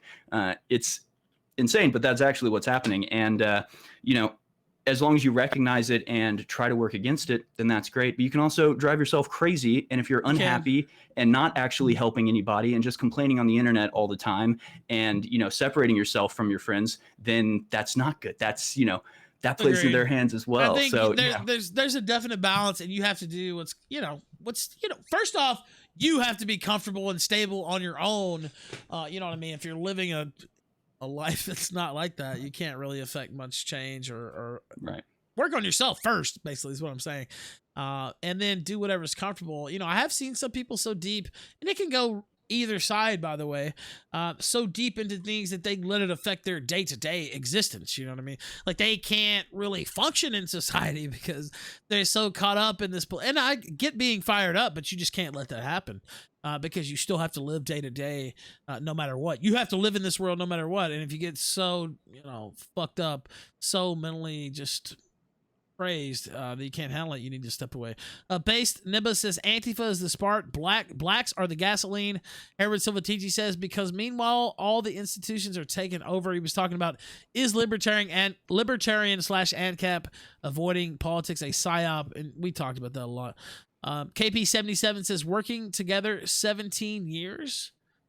Bethica73 says, what's his channel again? Say your channel again. Off Limits News. You have to search YouTube for Off Limits News. I'm like 100 away from 1,000 subscribers. And once that happens, I can get a URL. So if 100 people go and subscribe, then I can say youtube.com/Off Limits News. But right now you have to search it. Check it out. Also, I apologize. Post that in the chat. I apologize for going off on my tangent there on the last little bit. Was all me talking about the logic of checking out the system. That's kind of a pet issue for me.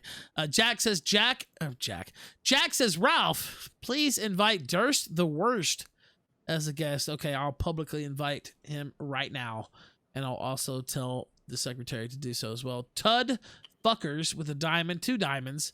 Spitzer 394 subscribe for a month. Thank you very kindly. Have a bad one says pulling my hair at boomers blaming Antifa, not Black Lives Matter. Yeah, and I pull my hair at that too.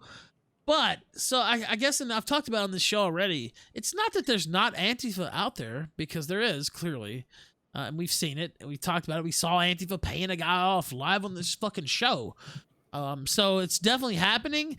But, it's definitely a racialized incident as well. I see them more as, like you said, more of a accelerator to something that was already going on. It's not, we saw blacks looting store. To deny that is insane. There's a Joe Rogan clip. I'm not trying to go in on Rogan.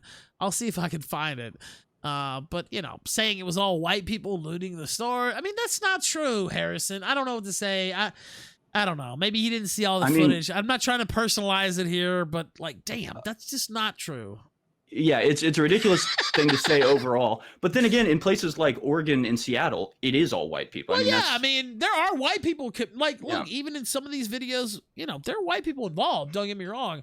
But they just say, it's just it's all white people. No, yeah. That's not true. That's ridiculous. Although, and this is another one of these things. I've been thinking about this a lot. Is the cringe takes and the things that the more outrageous side of Twitter and the internet decided are just bad in general. I love boomers. Boomers are some of the greatest people. Anytime you see a bunch of good old boys with their guns protecting a shop, it's a libertarian boomer, and they're the best people in the world, in the country. So this is another psyop, is separating the libertarian boomers from the whatever the dissident right is coming up. There's no reason why these two sides shouldn't join forces, even if one side doesn't quite get everything going on. All right, now look up the WBFO clip, which reminds me of blown the fuck out. I don't know. That's not what it stands for, by the way. But WBFO, pull that up. And also, I just want to point this out. Trending right now, go bald for BLM is trending. I don't know if that's legitimate or what, but I was told by Aid. Now, some people were saying that it was a 4chan op. That this is trending. Yeah, I know, that's what they're saying. They're also saying that Blackout Tuesday was a 4chan op as well. And there was another one where they were sharing, what was it, for every 88 stops, police stops, there are 14 violent incidents. Yeah, I saw that, and I saw that going too, so I don't know. I couldn't comment, but there it is. Go bald for Black Lives Matter. Apparently Emma Watson did it. Is this for real? Oh, wow. Look at this. Look at this guy here. Oh, no. That's pretty impressive. Oh, man. I didn't expect... He's kind of a big East 11. I didn't expect Tim Pool to just shave it all off like that. That was really unexpected, Harrison. Okay. By the way, Harrison had nothing to do with my choice of graphic here. Okay. Now I don't even know what y'all are looking at right now. Yeah, exactly. Yeah, he doesn't even know what show he's on right now. Now I'm looking through. My sister has went bald for BLM. Let's show those racists our unity and go bald for George Floyd. That's what's going on Twitter. Good Lord. 4chan is trying to stop go bald for BLM. Let's show those deplorables.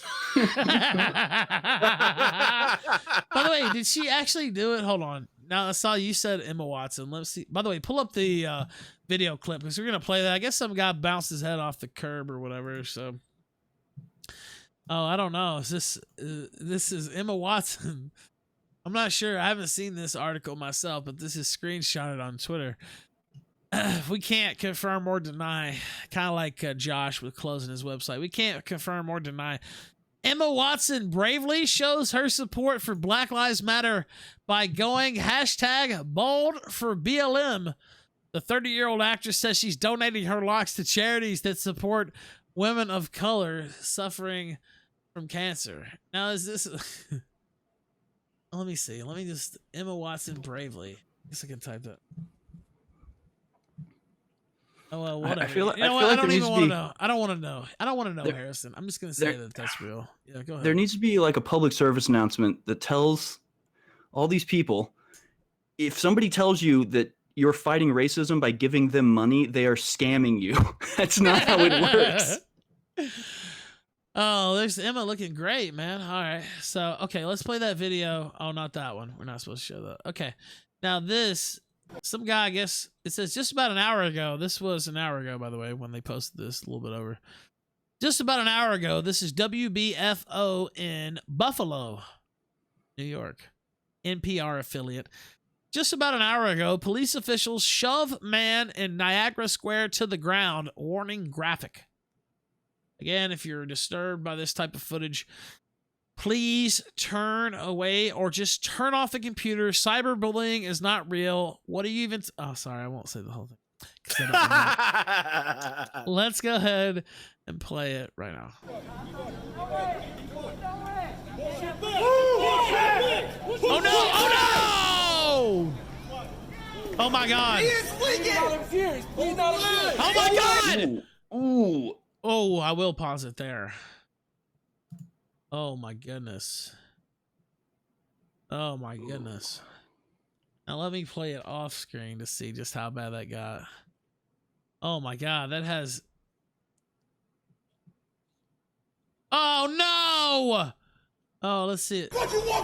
Oh my God, he's leaking. By the way, the cop said the same thing. He's leaking. Oh my goodness. He is... He's fucked up, Harrison. I think it's safe to say.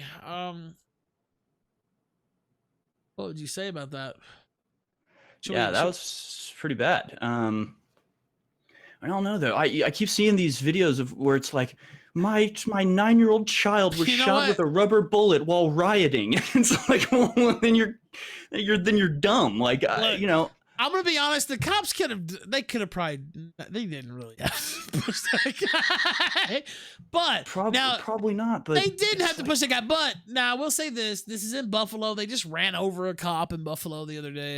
You know, there's been unrest in Buffalo, so I don't want to make excuses. They definitely did not have to push him like that. No. But I mean, but like this is the he was up in the cop's face though, right? I mean, I don't know. It's two different views. Yeah. Go ahead. Yeah. I mean, go well, ahead. this is the point of cop tactics, right? Now they're initializing like sort of military force tactics, and if you have a line of people, you can't let one part of that line get penetrated or fall back, because that literally puts everybody else in danger. Obviously, this guy's not rioting. This guy's not putting anybody in danger. But this is the training, and this is, you know, they've been deployed to a place where cops have been shot, cops have been beat up, cops have been run over, so they're on alert. I saw somebody point this out in chat. The cop doesn't really push him that hard. Yeah. If you watch it, so watch it. He just kind of like if he pushed me or you that hard, it's like, what the fuck? This is like a lanky old man though, and he's off balance. He's kind of leaning back already. Look at his posture. Like he's kind of leaning back. So I'm not gonna, it wasn't like a brutality move or something like that. Like the cop just, just need him in the gut or something. Yeah, it wasn't like that. But I know how this is going to be spawned, Harrison, and I already see 60. Going yeah, across the map. This is bad news though, because I see this has 66,000 retweets and 10 million views within an hour and 45 minutes, Harrison. That's not good. No, yeah, it'll get played a lot. I mean, but the way people are interacting with police. I saw a video yesterday of in Austin, in the Austin Police Department. Maybe he's just planking. And we thought that, you have to be turned the other way, I think, to plank. Sorry. Go ahead.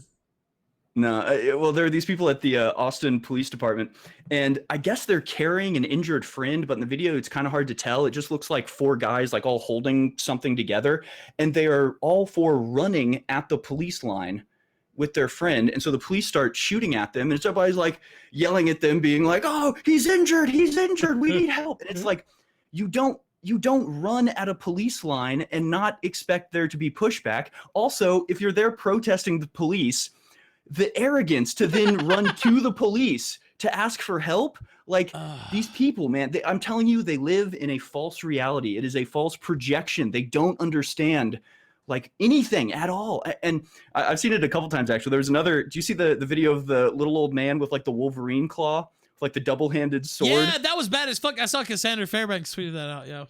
And it was the same thing where it's like you're there protesting the cops, and the instant somebody starts to get aggressive, you're like, call the cops, call the cops. It's like these people, what, are you going to reason with these people? They don't understand basic reality. So sorry, I'm not as white-pilled today, but it's been a quite a week, hasn't it? It really has. By the way, we have more. There's another, man, there's so much we haven't went through. Yeah, okay, let me see. Now, I want to make sure that I play this clip. Hold on, let me see. Sure I get it. By the way, while you're setting that up, I just want to congratulate Harrison on the 1,000 subscribers on his YouTube channel. Hell yeah, that's great. Thanks, y'all. Very good, sir. The power, You got the it. power of the Killstream audience. The Killstream checking in. Go fucking subscribe to him. Say it again, Harrison. Off Limits News There on it is. YouTube. Off Limits News. Subscribe before they delete his channel. Until I get deleted. Max Hall says Hillary Clinton lost her appeal. That's good news. Let me go through here. Also, Nick's biggest fan 90 says I'm pretty sure it's brave to go against BLM. At this point, yeah, I would say that it kind of is. Let me check entropy. Entropy's caught up. Let me check also stream elements. Doing my job here. Dumb name 1225 says, not saying China's good, but they have a state-controlled media. We have a media-controlled state instead. Whew. That's a hell of a statement there, sir. I have not heard it put that way, but that is a great way to put it, actually. He says, these rioters are jealous of the police and are aspiring to replace the police because fuck Whitey. That's who they truly hate. I saw a tweet where somebody being like, how are we going to solve crimes without the cops? There's a million true crime podcasts right now doing exactly that. So fear not, we'll get rid of the cops and we'll just have a bunch of podcasters take care of all the justice. We're good, you guys. We're set. No cops. 2,000 people watching the Killstream live right now on dlive.tv/The Ralph Retort. Also on Chillstream Uncut over on YouTube. Much appreciated. I just want to shout out the audience here. Mord Howler with the big Ninja Guinea. Much appreciated, sir. Boomerini, or is that Boomerine? I don't know. Harewood sent that in. I'll check that in a minute. Let's post that in the show links. You can see what that is. Also, shout out to Aid. We did show the bald for BLM. I don't know if that's really happening or what, but I hope so. Now, here goes the clip, Harrison. I think I posted it in the chat. Let me see. I'll post it now. No, I didn't. Here it goes. This is the clip. This is I was arrested for peacefully protesting for the BLM movement in Cincinnati. Cops forced me to stand while hyperventilating and actively passing out, and then laughed at me while I was having a panic attack. They withheld my sister's meds and mocked her intelligence while she begged. They mocked her. This video is fantastic. I'm very excited. Let's go ahead and play that, and let's play it. 2.5 million views, by the way. Let's play it right now. Keep scooting back for me, man. Go ahead and stand up for me, miss. These Nazis are tormenting our children. These Nazis are tormenting America's children. It's okay. It's gonna be okay. Oh! Be gay, do crimes is what their shirt says. Here are our leaders. Sir, she's having a been there, bitch. Don't get arrested. Are we being arrested? Brutalize our kids. They aren't letting this young woman have her dialysis. She's my sister. I need to calm her down. She's having a panic attack. Excuse me, sir. This young woman have her dialysis. Sir. These are the people that are talking about their fucking communist revolution. Just remember that whenever Vaj runs his fat fucking mouth. There they go. That's amazing. Oh man. These are your fucking communist revolutionary guard right now. Wait, here. let me finish the story though. My sister begged police to let her have her medicine bag. She had to beg to check her blood sugar and ask for help while she was dropping. She reached over to hold me while I lost consciousness, and police pulled each away and held me up by the shoulders. They forced me to walk. They held me up by elbows and dragged me to the bus, claiming there would be a medic at the place of processing. I was cuffed with tight zip ties for 3 hours on a bus before I was processed in an underground tunnel with the hundreds of other people rounded up. There was no medic, Harrison. I was one of the last to be processed. They processed my sister and friend way before me and sent them out into the city. They weren't allowed to wait with me. We weren't able to use our phones while waiting. We didn't receive a phone call. My sister wasn't able to reach out to my mom until after my friend got processed. She was a young 18-year-old and was kicked out into the streets with no phone battery. Oh my God. She had no phone battery. Can you believe that? Imagine these barbarians, Gator. They threw her out into the wild, cold wilderness with no phone battery. How in the world did this woman survive? Let's continue and find out. She was a young 18-year-old. Again, no phone battery. She was offered crack while waiting for me or my sister to come out. She was offered crack. I mean, that's nice. That's pretty hospitable, I have to say. She was offered crack cocaine for free. That's pretty, I mean, you know, can you turn that down? I mean, you can. It'll just roll out the crack cocaine for anybody. Exactly. That's actually white privilege. Free crack. That is the Free crack is white definition privilege. of white privilege. You think they give black people free crack? That's not what Actually, happens. yes, they do. They do. I know. I've seen the wire. Only on the street. The CIA claims ship it in by the ton. Oh, new package. Oh, sorry. It's mostly heroin on the wire, but they sell crack too. Okay. Let me see. She was offered crack while waiting for me or my sister to come out. None of us knew where the others were. My zip ties were tied so tight, my hands were white. Well, imagine that. They were always white, but whatever. I have bruises around my wrists. Cincinnati police arrested as many protesters. We didn't leave the city until 2 a.m. Cincinnati police wrongfully arrested so many innocent people for their own gain. No peace until justice is served. I will be returning to Cincinnati in the next few days to take part in the protests again. Police will not silence me and their treatment of me while not being forgotten in vain. Well, this makes no sense, by the way she wrote it, whatever. Then she says, no justice, no peace. By the way, look at her arms here. Can you imagine this, Harrison? Oh, this it's brutal. Oh, I mean, God. A whole red mark on her arm. Oh, no. Sorry, I'm a little lost. What you're reading now, this was written by a Jew in Nazi Germany, right? That's what we're hearing? You would think so. This is how they're being treated? By the way, looking at her arms, that's nothing. I'll just put it that way, and I won't editorialize except to say that that's nothing.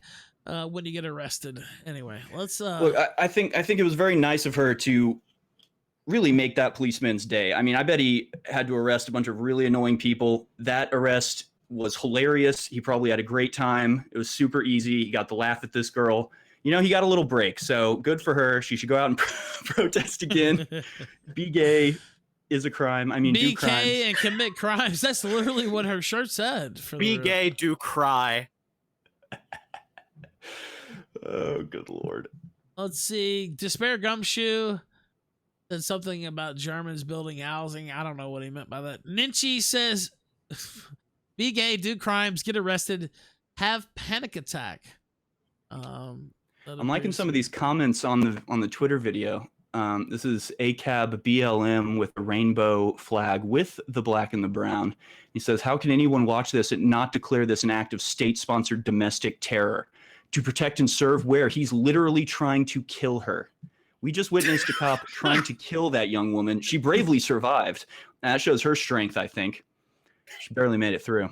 Wow, what a strong woman. Speaking of strong women, let's talk about Drew Brees.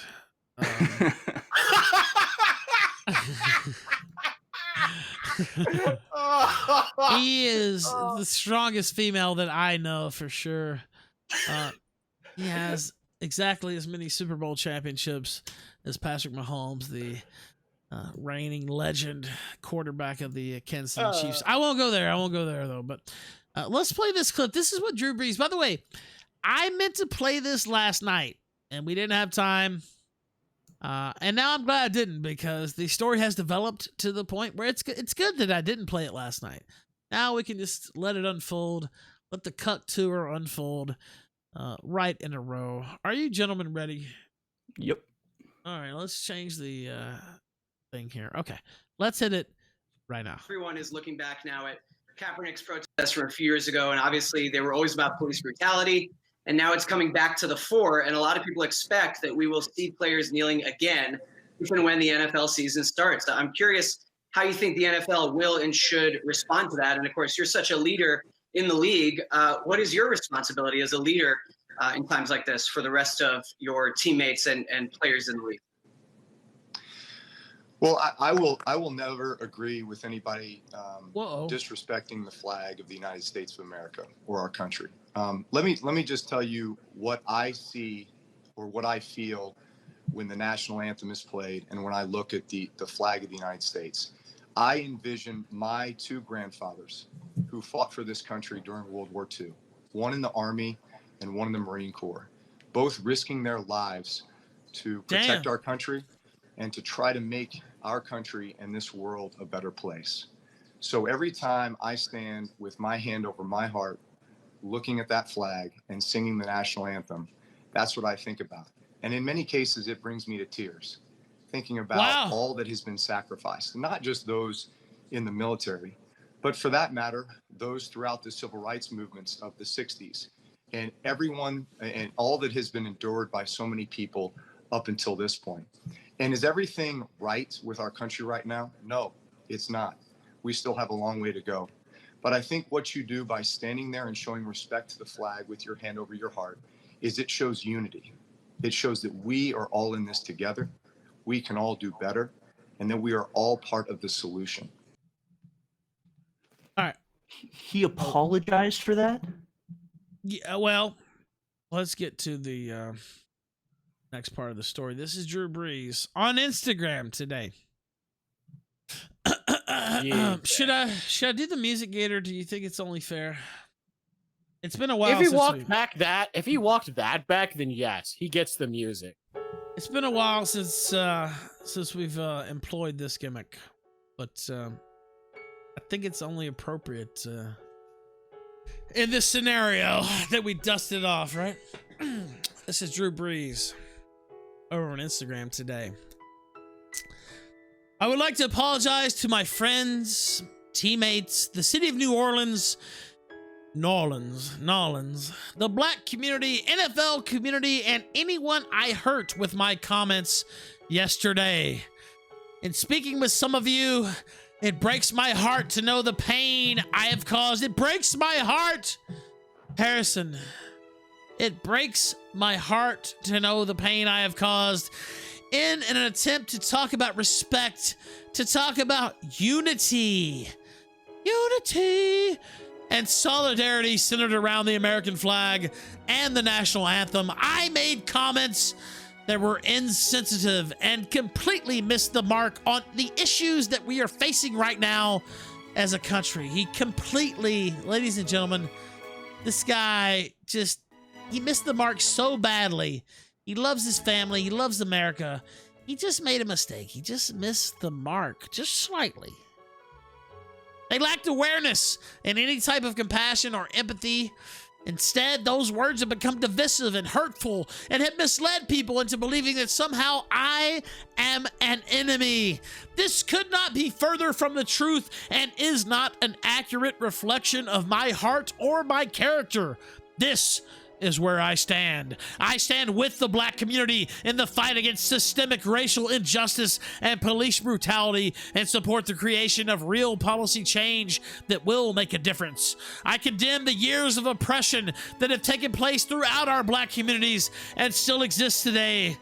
I acknowledge that we, as Americans, including myself, have not done enough to fight for that equality or to truly understand the struggles and plight of the black community.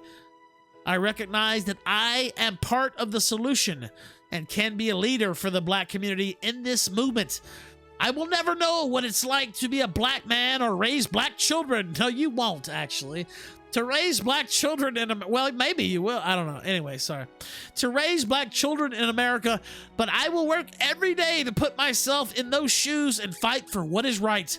I have always been an ally, never an enemy. I am sick about the way my comments were perceived yesterday, but I take full responsibility and accountability. I recognize that I should do less talking and more listening. And when the black community is talking about their pain, we all need to listen, Gator. For that, I am very sorry. And I ask your unconditional forgiveness. By the way, I added the unconditional part. Harrison, thoughts on Drew Brees' apology? That was the most cooked thing I've ever heard in my entire life. I'm in shock. When I heard about this story, I didn't see the clip yesterday. I just heard like, oh, he apologized. I just assumed it was like an offhand remark where he just didn't capitulate, genuflect enough, and he apologized for something. I didn't realize like what he said was heartfelt, thought out, a standard boilerplate American belief, and he's groveling. I mean, that is insane. I mean, you know what happens is somebody came to him and showed him the numbers and said, if you don't apologize, we're going to lose $4 billion and 100 of your friends are going to be out of a job. So he's like, all right, I'm going to take this on the chin and that's kneel exactly and what happened. cook myself. They said, look, Drew, his agent, his manager, they all came to him and they said, look, this is hurting the bottom line, Drew. Why didn't you have to go on Yahoo Finance and run your mouth off? I mean, honestly, I was sitting here thinking earlier, what must Drew Brees and his team be thinking right now? So if you're them, I mean, let's be real. You're thinking, what did this dumbass motherfucker do? He probably friends with this guy or whatever. He went on there, shot his mouth off, and now he's got to grovel like a bitch. I mean, it's pathetic. I mean, he doesn't have to do that, but, big teammates on his team came out the day that he put that out and were kind of throwing him into doubt. And by the way, keep in mind, Harrison, for those who don't know their sports ball, Drew Brees is a Super Bowl winning quarterback, one of the greatest quarterbacks in NFL history, like top 5 probably. He has the clout to be able to say what he wants, but yet he's not able to say what he wants, I guess is what I'm getting at.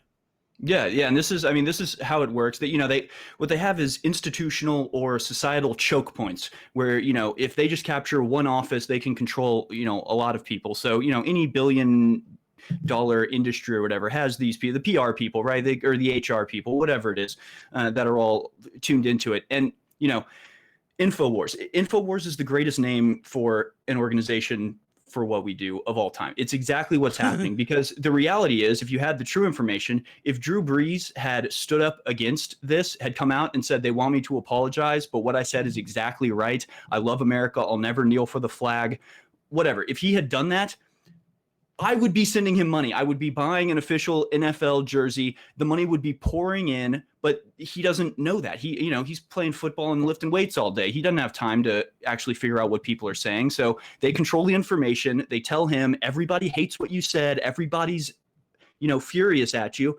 He's got to believe it. He doesn't have any other information, to believe it, but it's a lie. It's not reality. It gives you a good view of where we are today, that literally what he said, the flag is great. It's about unity, all of that. If you don't believe that, you're not American. Like this is a major schism in our country right now that really embodies fairly accurately, I think.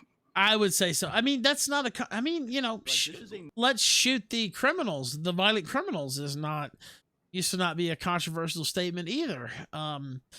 But, now it is. Maximus the Merciful says he apologized to blacks for loving his grandpas. What? Yeah, I don't know why he did that, honestly. Like, what did he say that was that offensive? Like Harrison's I mean, honestly, you know what? He even went to pains. We just listened to it. He even said, this includes the civil rights movement. And, I'm not trying. I don't feel comfortable with kneeling. I think that disrespects the flag, right? But he said something really important, right? He said he apologized for how other people interpreted it, which is the wrong move, right? You're not responsible for other people taking your words out of context. He didn't say anything that could be portrayed incorrectly. They are literally warping it, distorting it, and perverting it. What he said was very simple and loving and good, and anybody who's not completely brainwashed recognizes that. It's just that he's a powerful person. He's surrounded by powerful people that are in the cabal, that know, that this could be a bad thing to have somebody as popular and cool as Drew Brees stand up so eloquently. So yeah, but you're not responsible for other people literally taking you out of context. He should have just said the same thing over. I mean, I would bet $1 million he did not write that. They came to him. They said, "Look, you really put the whole thing is in jeopardy now. The Saints are going to fold if you don't put this out." Like, that's the type of pressure that they put on people. Yeah, and he's got about 1 or 2 more good years left too. So they said, "Look, you want to make the Super Bowl run or not?" I'm sure that's what they said. Yeah. Let's keep going. Quadricep lightning round, go. Hey, what's up? Hey, the whole thing about Drew Brees, I mean, they're not really getting at him for what he said. It's because for what he didn't say, I feel like. He didn't say the right thing. Now, what do you mean by that? Go ahead, Harrison. Like all these... go ahead. Go ahead, Harrison.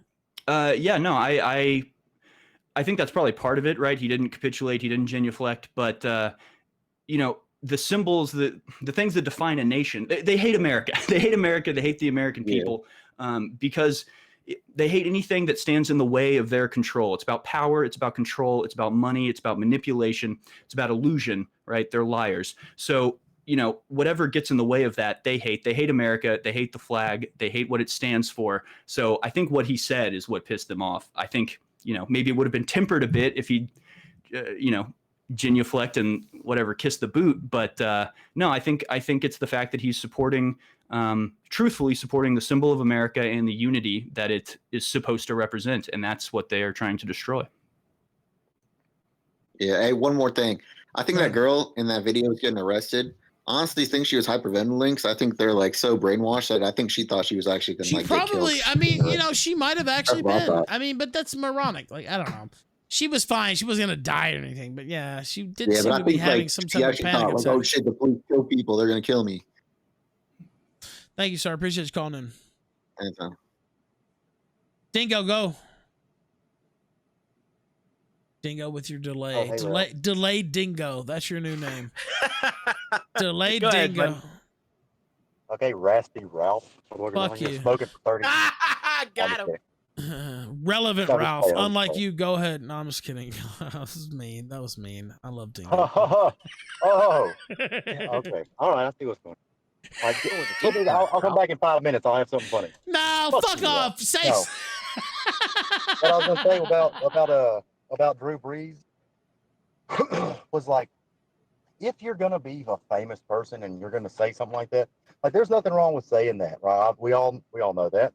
And Ralph, you said something earlier, really super cookie and gay, and you were like, oh, he's gonna shoot his mouth off, this asshole. No, wait. What did I say? What did I say that was super gay? Okay. Wait. Hold on. What did I say that was super gay? Whenever you said, what was it about liking the taste of the head of a penis? I never said that. Yeah, I'm pretty sure I heard that. I'm just fucking with you, dude. I'm just fucking with you. You didn't say anything gay. I'm just joking around.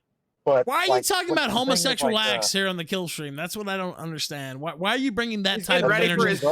Maybe you're from a little. Dingo is from a little further down south than I am, so maybe that explains a little something. I'm not sure. I don't know what all goes down there, but yeah, go ahead. I guarantee. I'm from the civilized part of the south. Whenever you start talking.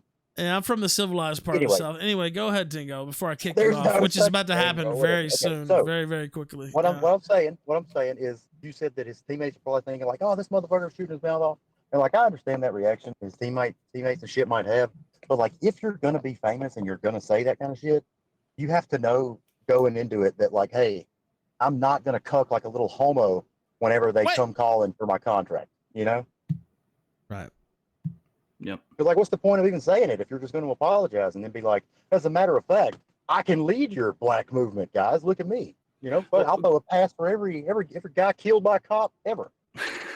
Yeah, I think he, just has that classic like almost American innocence that's just like, oh yeah, I'll just say this. It's totally like down the middle, like everybody agrees with that. I think, just you don't. In his mind, he doesn't have to go in with this like, I'm not going to cuck, because he never considered the fact that they would make him apologize for what he said, not even 10 years ago, 5 years ago, 2 years ago, 3 years ago. That was no problem. You know what I mean? It's just like, oh, okay. Right. I said the right thing. Now it's, I better watch it. This is a Hall of Fame, one of the greatest quarterbacks of all time. No, I don't know. I said top 5 earlier. Some people might put him in the top 5. I'm not sure. He's arguably top 5. He's one of the greatest quarterbacks of all time. There's no doubt about that. And if he can't speak his mind, he's still playing too, right? And he's still, at the top. I don't know if you'd say the top of his game, but not too far off, even though he's older. If he can't say this, who can really? I guess that's my whole point with it. I agree, dude. I think that's a great point. And last thing, since you're so short, can we start calling you Rug Ralph? Just fucking around. Rug Ralph. Be a cold day in hell before you fuck with me again, Ralph. Oh, well, thank you for all the money you've given me, Dingo. See you next episode. All right. Pay Pig Dingo, thank you for calling in, man. I put it to delayed Dingo, but I'm just going to change it to Pay Pig Dingo, who keeps trying to buy me off and have me. Well, it's working, ain't it? Even though nobody knows who he is, he wants me to book him against Captain. I don't know. Why would I do that?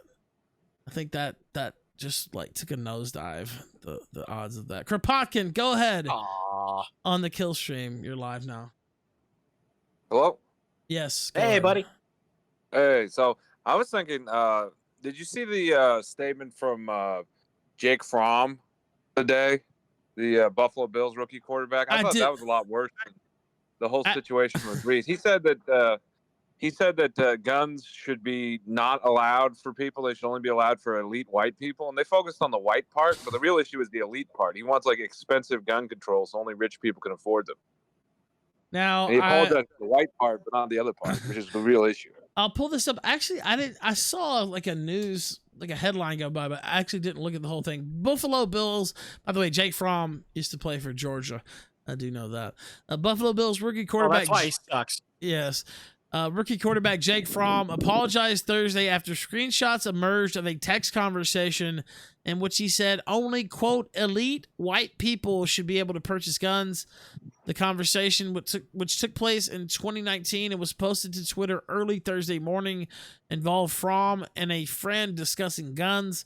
Fromm wrote, "But no guns are good. They need to let me get suppressors," before adding, "Just make them very expensive so only elite white people can get them. Ha ha." He went on to say, it sounds like he's joking. He went on to say he was not an elite white person later in the conversation. He went on to say also, Harrison, I know this will be a shock to you, "I am extremely sorry that I chose to use the words elite white person in a text message conversation, although I never meant to imply that I am, quote, an elite white person. As later stated in the conversation, there's no excuse for that word choice and sentiment. I stand against racism 100%. I promise to commit myself to being part of the solution in this country." Wow. So, like, I'm sorry. I'm sorry for making a very not insulting joke at all in a private conversation. Wow, man, they got these guys by the balls, man. I don't know, man. All I know is I'm gonna be at the Alamo. If anybody wants to come join. Thank you, Kropotkin. I appreciate you calling in, man. You got anything else? Take care. No, I don't. Take care. All right, thank you. All right, Patuna, I brought him in. Tabernacle, lightning round, go.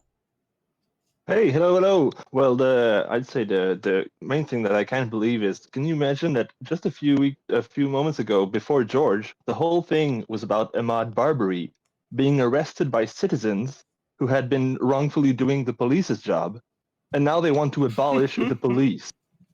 How's that for consistency? I mean, and well, one thing that I'd throw in is there's a story about St. Paul, the stolen cars with no plates. That they found multiple with rocks and fireworks inside. That's pretty crazy. And also, just in general, man, these Riot streams have been complete gold. Thank you, all the team, for all that. Just really beautiful shit. And also, there's the reverse rioting. I don't know if you've heard about that. Some dude went around to the riots. Reverse rioting near where the well, like based on reverse psychology, it's actually very brilliant. Some dude went downtown where there were protests, and just went around over the cars. And whenever he saw a Bernie or Biden sticker, he'd put a Trump sticker on there. And so when all the rioters would go to have their little fun rioting and putting in their part against the patriarchy and all that, they go back to their car, and their car has been smashed because people saw Trump, so smashy. That's good. And might as well have a question for the guest. Yes, you should. I thought about that one earlier. What do you think about the Bill Hicks thing with Alex? He's not Bill. I think I told this last time I was on the Killstream, because one time I told a Bill Hicks joke and Alex was like, "Who said that?" I was like, "You did, Alex." No, he's not. He's not Bill Hicks. And no, I never bought that. Well, you would never admit it if he was Bill Hicks. Let's get that fallacy over with. But the thing about it is that people bother Bill Hicks's family about it, and that kind of sucks. So we generally don't joke about it. Yeah, okay, that's fair. You know what? The man was a legend. The man was Bill Hicks is hilarious. Genius. Like, yeah, I gotta agree. Yeah, he was the best. Oh, that's a shame because it was good on Alex to run with it, but it's a shame if it fires back. And all right. And to finish, just say that it's him. It's Alex really doesn't want his family now. bothered. He just said that. No, I'm just kidding. Go. No. Go ahead. I mean, people are talking about the divide in the country and all that, but I mean, the big divide to worry about these days is in the military, where it's really getting down to brass tacks now, where we'll see where it stands, because a lot of even top generals are talking shit and getting pretty close to even mutiny. Some say they even crossed that line already or not. So it's getting really interesting. Yeah, you know what? I'm glad you brought that up, because I'm just about to talk that. Thank you for calling in. It's on the marquee, and I still haven't even talked about it. Ex-defense chief, he was the Secretary of Defense, Mattis. Now, he was a 4-star general before that, but rips Trump for dividing Americans. Extraordinary rebuke is how the Associated Press describes it. He said, this is what Jim Mattis said, by the way, denounced Donald Trump's heavy-handed use of military force to quell protests near the White House, and said his former boss was setting up a, quote, false conflict between the military and civilian society. I have watched this week's unfolding events angry and appalled, Mattis wrote. The criticism was all the more remarkable because Mattis has generally kept a low profile since he left, basically, December 2018. He also, Trump responded today calling him the world's most overrated general.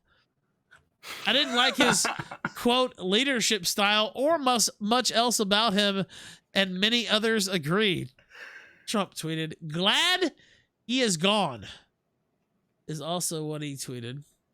That's hilarious. Mattis is probably worried about Obamagate. He probably had some bullshit in there. He also said, Trump also said that, the one thing me and Obama have in common is we both, hate Jim Mattis because he's a piece of shit, and we both fired him, basically. But yeah, go ahead.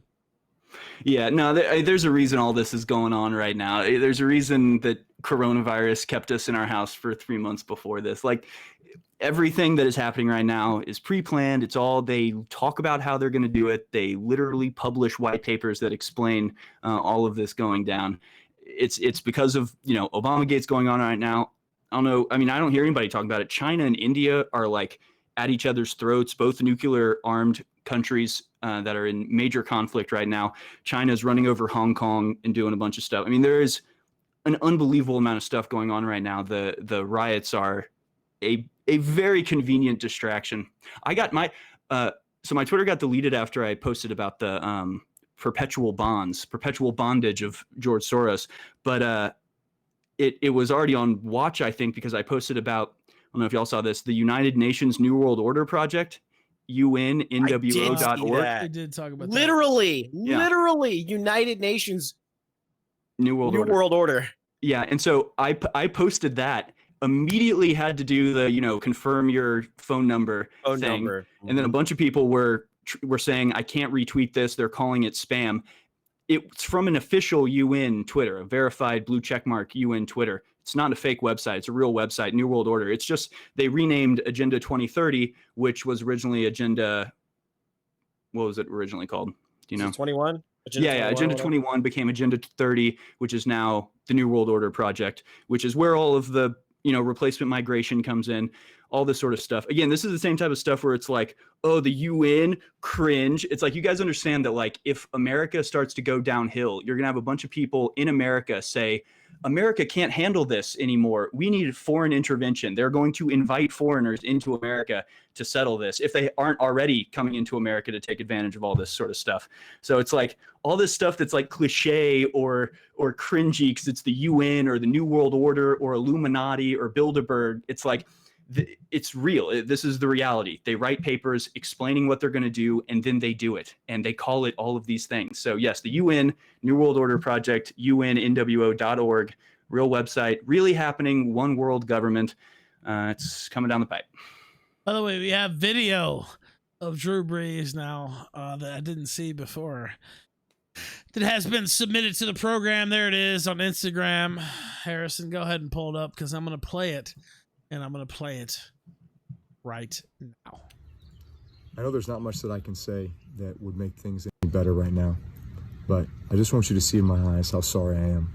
The comments that I made yesterday, I know that it hurt many people, especially friends, teammates, former teammates, loved ones, people that I care. So I've purchased this large black dildo. That was never my intention. Bend the knee, take the D. I would have laid out what was on my heart in regards to the George Floyd murder, Ahmaud Arbery, the years and years of social injustice, police brutality, and the need for so much reform and change in regards to legislation and so many other things to bring equality to our black communities. I am sorry, and I will do better. And I will be part of the solution. Oh, wow. And I am your ally. And I know no words will do that justice. That's going to have to be. I know there's not much that I can say that would make things any better. All right. I think that was it. I think it's repeating now. That was it, yeah. No words can make it better, Harrison. He's going to be part of the solution.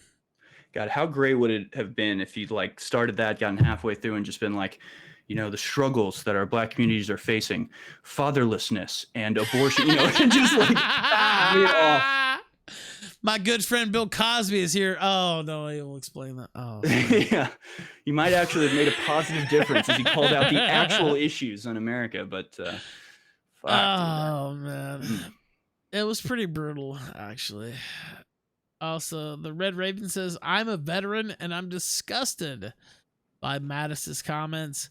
I have a bad one. Says cops and troops protect only. Wait, it just says protect the gay disco. Well, we should still not let it get shot up. I mean, I'll say that, but it is, yeah, nice juxtaposition, I guess. Let's see. Have a bad one. Says, is Harrison based on the WQ? I don't know what the WQ actually is. The answer is yes. They said a video of the NG shooting. I don't know what I don't. Oh, paint canisters. NG. Paint canisters shot at Minneapolis residents on their porch. Well, you know. Oh, what? yeah, we played that. I think we played that. It's where they were all chilling out, and they said, "Go back inside," and they still stood there. Yeah, we shot with the paint. We played that the night that it happened. Yeah, when they all start running back in. They're like, "Oh my god, I can't believe they shot at us!" Yeah, we actually. I was like, "Yeah, they told you to go back inside." All right, let's see. Go ahead, Harrison. I'm always torn on that sort of stuff because it was the same thing that happened with like the Boston bombing, and it was fucked up then. It's kind of fucked up now that they can force you to stay inside. It's like that's not a good thing, So, but this is the situation that they've put us in, where it's like, I'm not pro cop. I don't want to be, but like when I see what's going on, I'm like, yeah, go get them, boys. Like, do what you got to. I'm pro cop now because of the way that, the position they're putting you in. But pretty much have to be at this point because it's like you stand on the precipice of two, black or white options. Not the too fine a point on it. Not to put too fine a point on it, but you stand at this precipice and you can either go one way where it's like burn down all of society. or support cops even though they're using excessive force. Right. And I mean, I don't know. I want the best for everybody. I want the best for all races. I want everybody to succeed, everybody to thrive. I don't like that black kids are, trapped in ghettos and it's true. I know a lot of people use that as an excuse to do bullshit, but like growing up with kids who are just like, no, I have to be in a gang or they will beat the shit out of me every day. So I have to be in a gang. I have to commit crimes with them. And that's the life that they live. That sucks. I feel bad for them. I want to fix that. But it's like they don't understand that we can both want that goal, and if our ways of getting there or why it's that way, our diagnosis of how we got to this situation can be different. But they've so brainwashed people. It's like, if you don't kneel, if you don't bow, if you don't do as we say, then you hate black people. And it's like, well, fuck. All right, if that's the dichotomy. No, I'm just kidding. It's fucked up, man. God's Super Punch Bear says Kaepernick put the knee on Brees. A Horrible Gamer says, what does Harrison think about the Killdozer? I was going to say, I'm honored to be here on the anniversary of the Killdozer. Killdozer is an American hero. I think I want to know where the Killdozer is now. It has to still exist. It can't be destroyed. So it's out there somewhere. So somebody was saying we need a statue. I just want that thing on like a pedestal where they tore down the Robert E. Lee statue. Yeah, and I'm going to play that in a minute. Killdozer didn't hurt anybody. Nobody was hurt or killed or any. I know he's called the Killdozer, but he didn't actually kill anybody. 4. We would need 4 Killdozers, and these riots would be over. 4 of them. That's all we need. All the riots gone. Let's see. The Killdozer is trending in the chat, by the way. Have a Bad One says, oh, one guy died. Okay, one guy. Well, he died. I mean, I know he died. Are we counting him? Are we counting him? Marvin? No. He didn't die. He became one with the Killdozer. Exactly. He took it. Yes, that was always the plan. Have a Bad One says, we'll take Putin protection if Trump won't step up. Let me refresh here. We'll take the rest of the colors. Yeah, I mean. You can. Fucking Russian serf. Let's see here. I think I'm caught up. Okay, let's take the rest of the callers. Coast, go. Hey, how you doing? I'm doing great. Fantastic. Hey, yeah, I mean, this is a scary time to be around, man. These protesters. What a time to be alive, caller. I agree. Go ahead. They don't leave me much of an option, right? So, like, as a white man, I either need to say that I'm wrong and I'm assessed for all these people's problems, or that I hate all black people. And I've called him before, shared like I'm more centrist or leftist, but this is bullshit. Like don't leave me with an option to either get my shit burned down or support the police or support the black people, right? Like don't put me in a position where I got to do that, right? Like I'm not an enemy of caller. Do you hate black people? No, absolutely not. I love black people. I mean, I love all races regardless of color. But do you love black people? No, I believe racism exists too. Listen, so like I'm a realist. I believe racism exists. Absolutely, like cops treat black people badly. They treat white people badly. Like, don't make this a thing about white and black. This is a thing more about the police militarization in our country. But then when you go and burn everything down, they justify the fact of that militarization, right? So like it's a dichotomy, and it puts me in like a really shitty place to want to believe in, right? And yeah, call me a cuck. Fuck you. But Chess, going at you right now. Anyway, go ahead. Yeah, I mean, cool, right? Like, but it's really the way that I feel, right? Like, I don't believe in a party. I believe in a person, and I believe in ideas. And I don't like being put in a position where like believe in my ideas, or else like I'm your enemy. And so that's where I'm at, man. I think a lot of people in this country, that's where they're at too. And like everyone in here is in a place where you're receiving a negative feedback loop of bullshit, right? There's a big population of people that feel this way too, right? So like, let's make if the protesters aren't going to try and make me an ally, try and make people like me an ally, you idiots. Like don't go and ostracize people like me, right? Yeah, kick me, but you're not going to make more friends. Don't pay attention to the chat. Just give your time. Don't pay attention. Just speak. I know it's hard. So that's the way I'm feeling. Thank you, Coast. I appreciate you calling in. Man. Thank you. I totally agree. I totally agree with him. And, part of the proof of that is how they treat InfoWars. And because we nobody gets targeted like we do. And, I just lost my Twitter and they were just like, you evaded a permanent ban. Even though it was a personal Twitter, I never posted InfoWars stuff on there. I didn't post anything that got me kicked off. I'm just a non-person now. I'm not allowed to be on the internet now. Yeah, I was going to ask you about that. Was it because they said you were sharing InfoWars content, or what was the excuse they gave? Or no excuse? it was evading a permanent ban. So, so they deleted my last account because they said I was evading the InfoWars ban. And then they deleted this one because they said, we already deleted your account. You're evading that ban. But there's a reason for that, right? It's because InfoWars is very simple in our message, very universal in our message. Don't hate anybody. Doesn't matter, regardless of your race, color, your creed. You can be American if you believe in liberty, if you believe in freedom, if you believe in treating others as you like to be treated. And it's a simple message. It's a powerful message. It's a unifying message. And if that message wins, they lose. It's pretty much as simple as that. So, it's hard not to fall into the dichotomy either way, where now you hear about a police shooting, for shooting an unarmed black man. And, personally, I just sort of roll my eyes and go, yeah, right. Because so many have been fake for so long. So many have been incorrect, or just the details about them have been misconstrued, that you start thinking about it that way. But then maybe that cop's a fucking asshole and killed that guy. That's a possibility too. So, I think it's about just not letting other people impose their dichotomy upon you. It's all about dichotomies. They control both sides. They separate everything into two sides. And that's a false reality that you can break through. And they hate Christians, by the way. I don't know if you know this, but they hate Christians more than they care about religion more than they care about race. So they don't, we don't burn the church in DC. Yeah, they burn the church in DC. I mean, even just there's some sort of special provision, and I know this because of my Lebanese friend, where they do not bring over Christian Lebanese people. They'll bring over Muslims from Lebanon, but they won't let Christians be refugees. And there are Christians being killed all over the place in the Middle East right now that we don't care about. So they'll, a white Satanist they prefer over a black Christian. That's what's really bad at the end of the day. All right, let's keep going. We'll finish up the calls. I have some news hits here to hit at the end too. I'll save those for the end. I'll do those solo.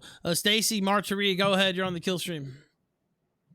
Hey, how you guys doing tonight? Hey, great. It's nice to not see constant things blowing up and fucking fires everywhere. It's nice casual stream tonight. Yeah, it's mostly regular. I'll check in now that you mentioned that. I'll check in over here. It looks like it's mostly no violence tonight, but yeah, go ahead. Finally got So what I was gonna say was I'm not wishing for a spike because of the protests or anything and the corona stuff, but could you imagine now these people in the hospital oh, I can't breathe. Now they really can't breathe. That's a good point. That's pretty good. and not for nothing, but all these people, whether they did something or there's some little scrub that just followed along, everybody's got a digital footprint of this. So could you imagine if they're held accountable for spreading the virus, because once they go in the hospital and they got that little protest hashtag along with their stuff and they're yeah.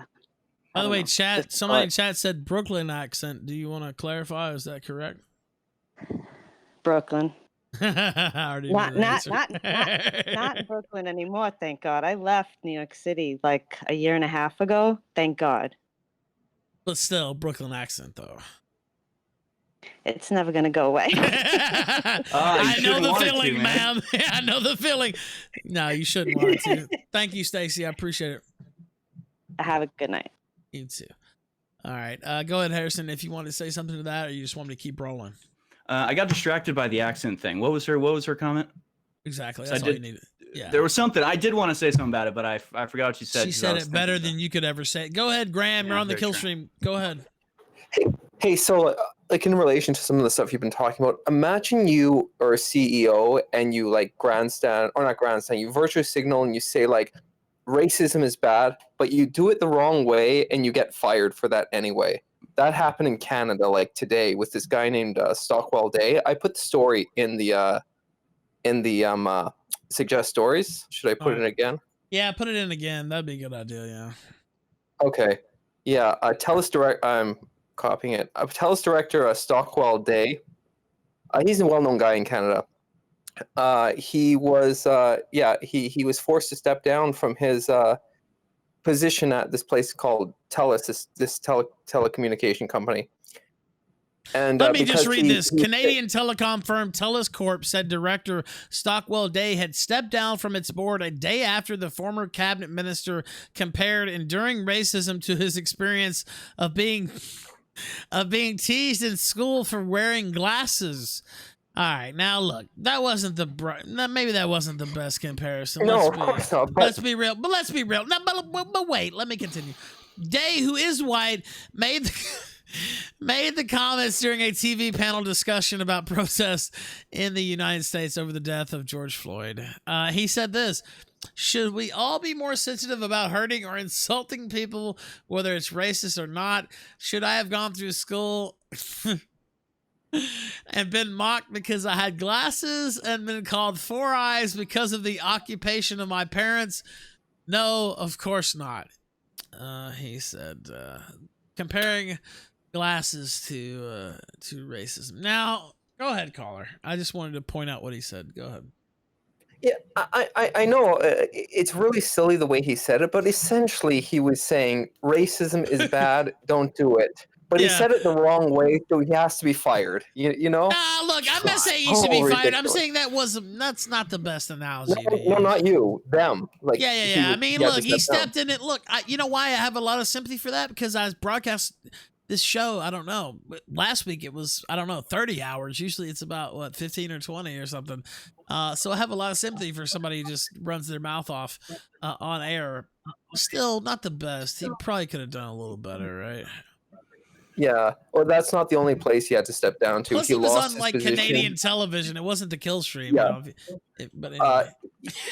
he lost other positions because of this too. I think he's essentially all his he's done now. He has to. I guess he has to retire. He's old enough anyway, but he has to retire. All of his positions are done. It's ridiculous. But I just wanted to say, Harrison, I didn't know of you before the stream, but I subscribed to your YouTube channel and I'm interested in seeing it. So you seem pretty cool. So anyway. Thank you very much. Now that I don't have a Twitter, all of the things I would just tweet out haphazardly, I am now going to put in videos, and I'll be making a lot more videos. So all the new subscribers will be getting content rather than my typical sort of inconstant uploading. You're about to say incontinent, but that wasn't fit. I almost said incontinent, and I was like, you almost did. That ain't right. That's a different channel. Non-constant, less than constant. Yes, thank you. Thank you.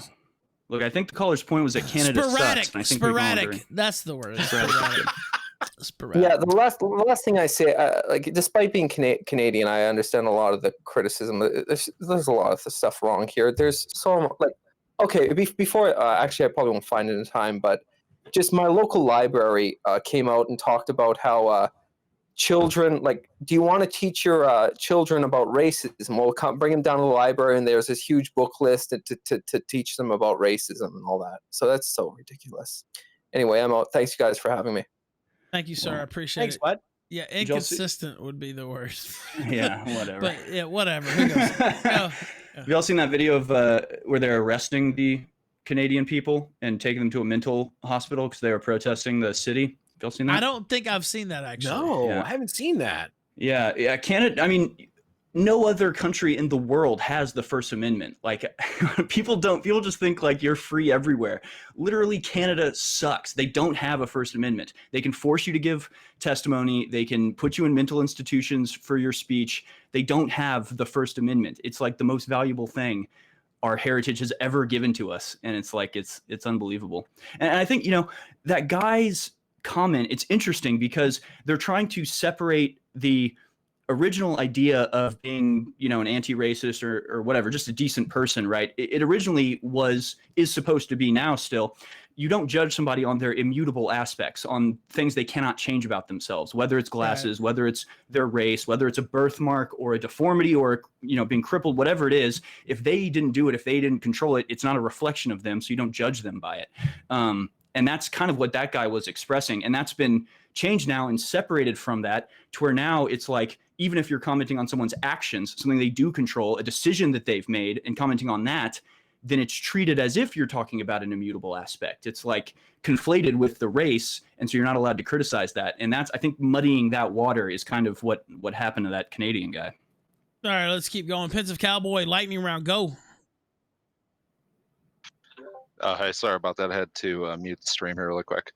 Well, I just wanted to call in and say that I do think you're a little unfair to Dingo, because I do like his podcast. I'm messing with Dingo. I'm messing with Dingo. Dingo's big fan of that, but I do find some of the ideas that Harrison's touching on there to be pretty interesting. And maybe as like a potential guest, you might want to look at sometime in the future, is seeing if you can get Borzoi on from the Third Rail podcast and the other stuff he does for TRS. Because he has a lot of really interesting ideas about like hyper reality and kind of like similar ideas that he's touching on there about how everything is like, I mean, really everything is fake and gay. Yeah, if you look at all this shit. And I do mostly agree with the point that you were making earlier about Drew Brees cucking out, and how really it's like a big boomer take. But the flag is a symbol. But I guess from my, the older I get and, the more I experience, the more I have to interact with these people. I didn't really get it when I was younger, and I didn't really get it. My dad would tell me about that shit. But the older I get, the more I see it. And honestly, I do agree it's a symbol, but I think it's a symbol that, it's a symbol not that anybody can be an American, but that white men of good character can be an American. Let's be real. But I did see an interesting video earlier here where I'm not sure if you saw it. I'm not trying to, fuck with you or anything, Ralph. I hear you sighing there in the background. That's not me, actually. That was. Go ahead.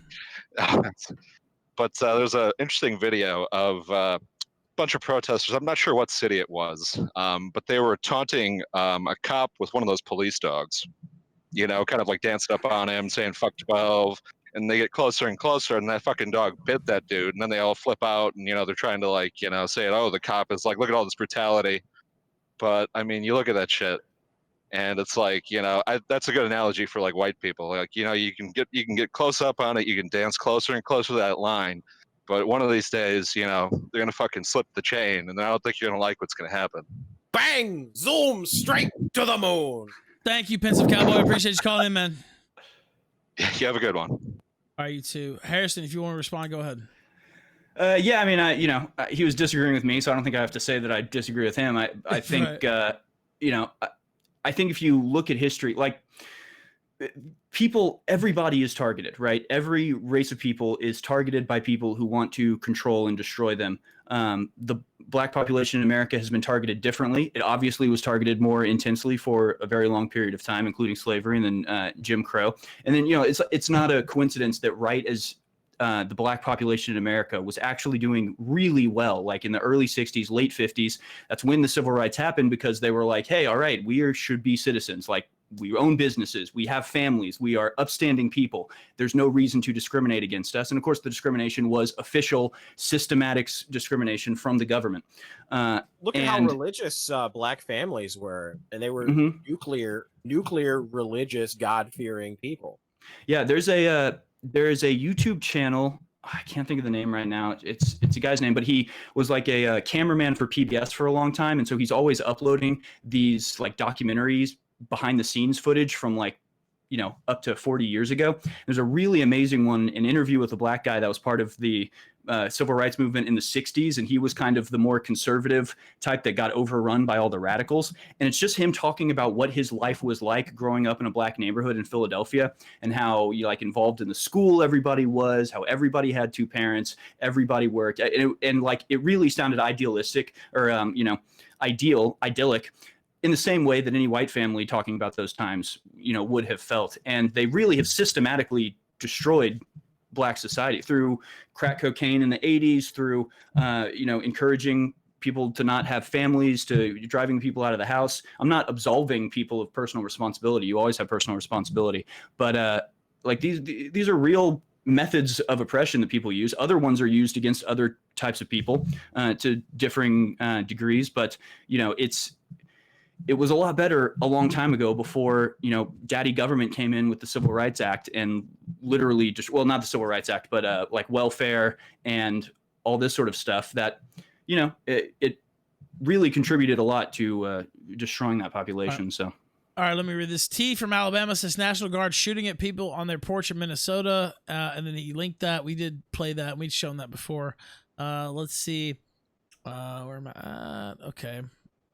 We talked about Killdozer. We talked about Kaepernick. Putin, a horrible gamer, says there's some bullshit happening in Tripoli, Africa. I'm not familiar with what's going on in Tripoli right now. Literally every day. Yeah, I mean, it's not the safest place. But Mexican and Cheese says this guy is silly. Glasses make you look smart, is what it says. The guys is silly. Glasses make you look smart. I don't know. Just saying, resub for a month on a Never made me look smart. Yeah, thank you kindly. Just saying for the subscription 3-month streak. Nightwave Radio Mersh, thank you, sir. He says Harrison Smith rules. I would agree with that. Oh yeah, shout out to Revenge of the Sis. Definitely for sure. Quadricep says, look at what I put in suggest stories. NWO on the way. Nightwave Radio again says Dingo and I had differences, but he's a gentleman. I like Dingo, believe it or not. But he was taking shots, so I said, all right, fuck it, I'll take some shots. I actually like Dingo. He seemed upset tonight, though. I don't know what happened, but we'll get him back. He wasn't that upset. He was just talking shit. If shit talkers when you see him. Hopefully, already. You're listening to one. Nightwave. It's true. Nightwave Radio said desegregation actually killed black-owned businesses. Watermelon 1350 says, honestly, the only real solution is cycle on beat. Let's see. Let me make sure. Oh, dyslexia I have over in entropystream.live/the Ralph Retort says the glasses and racism comparison is stupid. You can fix bad vision, but you can't fix the other. I'll just leave and let that be interpreted as it will. Edwardius Jackson says, hey Harrison, what are the odds you can get Alex Jones to come on the kill stream? Keep up the good work and keep on pilling boomers on InfoWars. Thank you. I'll ask if he wants to. I like that he didn't give a false promise. No, I'm not. I'll see what happens. We'll see. I'll put in the request. We don't know what'll happen. Maybe it will. Maybe it won't. Yeah, go ahead. It's like what do you think about the tide? Do you think you could change the tide? Can you make Alex Jones show up here next week? Well, I don't know. I'll see what can happen. He's a force of nature. Do you mind changing the course of that hurricane? Like, sure, I'll give it a shot. I'll give it a try. I'll put in the request. I don't know what'll happen, but I know that the request for you was answered, and I appreciate you coming here on the kill stream and staying with us for a long time, sir. There are a couple more calls. I mean, I guess we could run through these. You know what? They're going to be mad at me if I don't, so I was going to wind it up. Sedan, quickly, go. Hey, I was out drinking a lot the last 2 days, so I'm just going to assume that you guys covered it. Did you cover the whole story that, what was it, that George Floyd actually had coronavirus? Yeah, we did. We talked about that last night. Yeah, we talked about that. He had it before. I kind of like that whole, theory. We're kind of getting a little bit on the fringe theories there with the doctor that a lot of these people that are asymptomatic are, more impulsive, and they might be more apt to do things that they didn't mean, that sort of thing. And so I'm just waiting. I think with George Floyd having coronavirus, eventually it's going to be full circle here, and it'll turn out that the cop actually also had coronavirus, and he never really meant to put his knee down on that. That was all out of his control, right? Okay, yeah, you know what? Get out of here. Oh, my God. He's talking about another guest I know what we had. Yeah, Doctor, go ahead and say his name. Dr. Kevin McCarran. Yeah. Go ahead, caller. Quickly. Yo, how's it going? It's going great. Go ahead. Am I live on air with Bill Hicks, intern here? That's true. Go ahead. Yes, lightning round. Yes, welcome to the info war. Go ahead. Okay. All right. Yeah, I just wanted to say your Texan ancestors are probably turning in their graves because you're working at Disinfowars now. I right, now wait. You called in angry last night. What do you have against Harrison tonight? I let you in. I didn't think you would be positive, well, but I brought you in. I brought you in anyway because I knew you wouldn't be. But I go know. ahead. Thank you. Go ahead. Let me just say this: the last few nights, I had nothing to really be angry about. But Harrison, I do have a bone to pick. But wait, you were mad You were mad just last night. That's not true.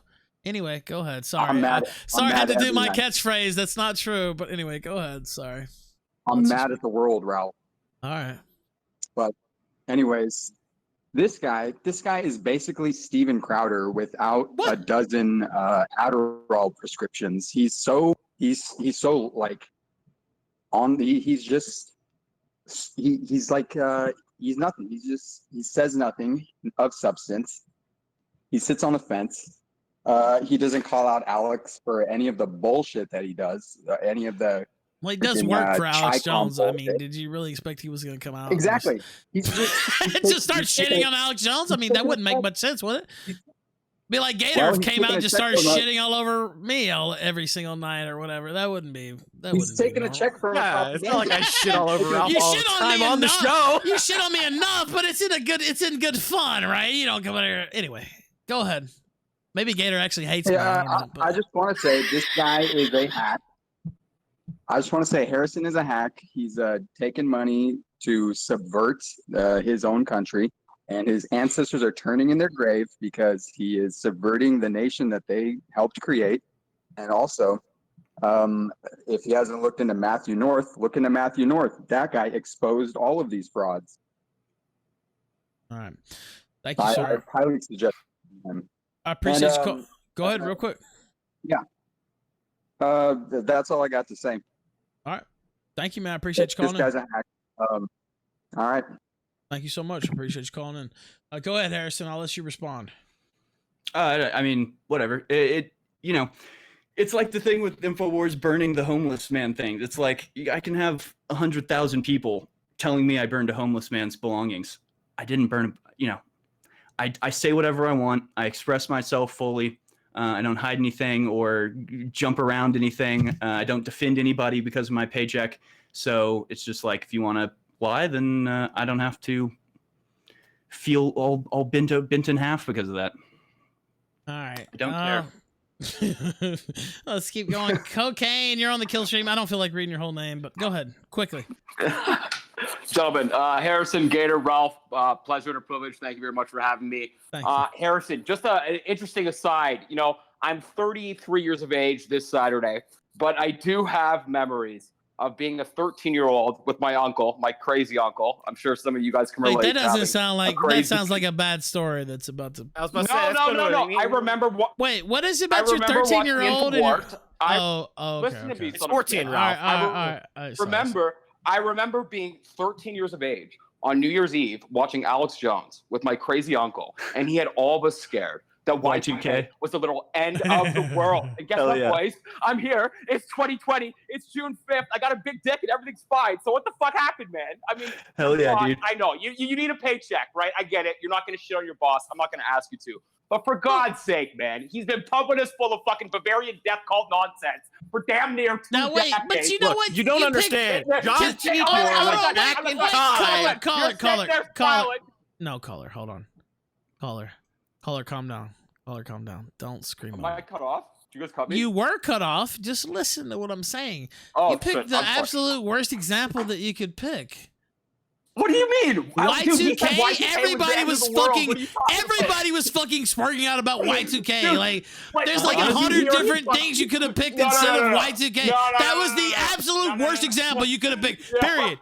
I disagree. Okay. I think the Y2K problem was bad. Just wait till the Unix 2036 problem. Listen. I've just internalized this because I was petrified. I was 13 years old. I thought the end of the world was near. I'm sitting there shaking in my fucking size 8 Converse, and it's 2020, and I'm just saying, it seems as though there's been 2 decades of your boss who's hilarious. I mean, comedic prowess to the top, right? A great guy. But I mean, dude, he's been filling us all with fear porn for so long. At some point, you kind of got to just, do an audit here and say, how often is he right? How often he's wrong? And sure, he's predicted a lot of shit, but there's just so much exaggeration that unfortunately, when people like, you and I go to have these conversations, we're completely cast aside because of your boss. because he's added so much crazy sauce to so many of these ideas. I'm just wondering, how do you stomach that? Okay, All well, right, the ideas wouldn't have gotten out without a lot of those tactics. I remember, I mean, before I worked at InfoWars, I would always say, I'd say, look, it's not my style, you know, because Alex would go and yell through a bullhorn at people, and I'd say, look, I'm not going to go do that. That's not really my style. But thank God there's somebody out there going and literally yelling at the Bilderberg building, "We are not your slaves. We are not for sale." It's like, fuck yeah, that guy's awesome. So, you know, 20 years ago plus in the 90s, he was talking about you know, thumbprints and how that would lead to biometric scanning. We're seeing all that introduced. We're seeing literally the mark of the beast with the injection into the hand right now. He's been talking about that for 20 years. He's been talking about what we're seeing right now with the riots and Black Lives Matter and Antifa, funded by Soros, all, you know, working together. He's been right far more often than he's been wrong. He's been right more often, like recently.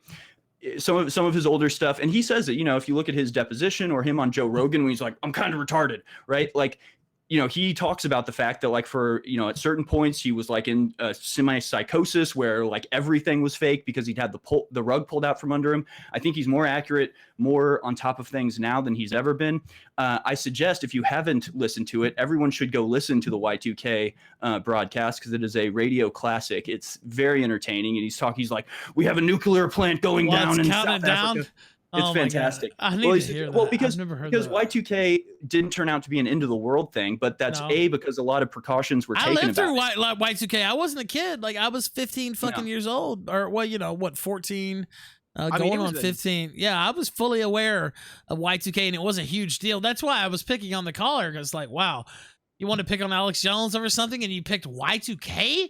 Like, NBC News was freaking out about it. Everybody was freaking the fuck out about it. It was a national security issue, because once all those computers rolled over, yeah. you know, it's 1900 again. It looks dumb now in retrospect, obviously. No, but a lot of things did happen. I can't remember exactly what it was, but, you know, like hospitals lost medical records. Like, there was a lot of stuff that actually did happen. It wasn't a nuclear meltdown, but nobody knew that until after it happened. So congratulations, you have 20/20 hindsight. Well done. But you know, Alex Jones has been on top of his game forever. Look at his record of what he's been right about, and really what it's about is understanding the spiritual aspect to it, and has to do with the destruction of reality, right? What they want you to believe is that the only thing that's real is the animalistic, the base, the most mundane, right? That's what they want you to believe is real. It's what they want you to think the purpose of life is: sex, eating, entertainment, just serving your feelings, basically. And that's endless base, right? Hedonism. Endless hedonism, exactly.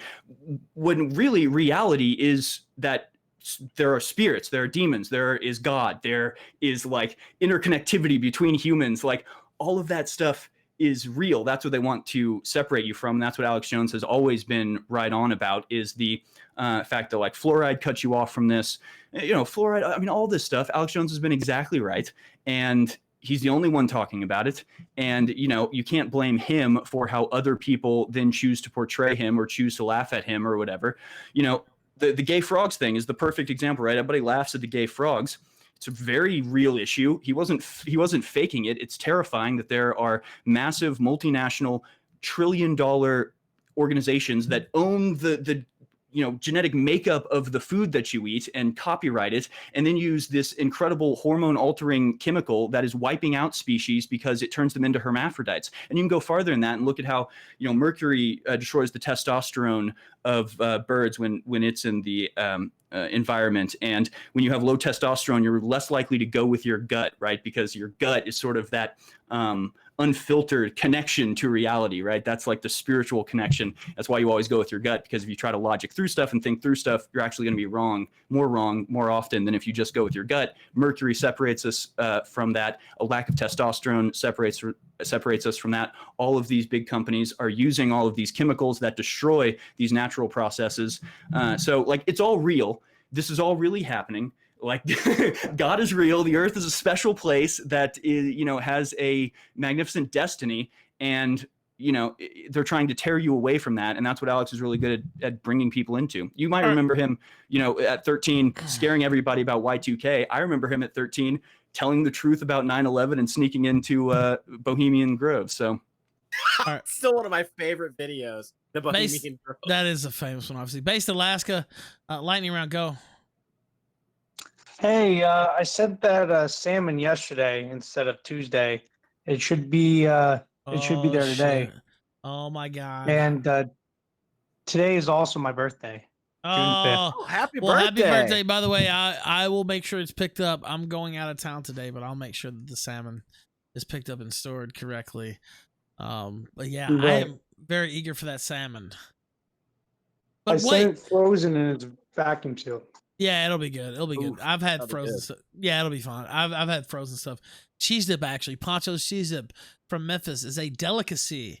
Where I'm from, I've had it sent to my house frozen like that. So anyway, that's another story.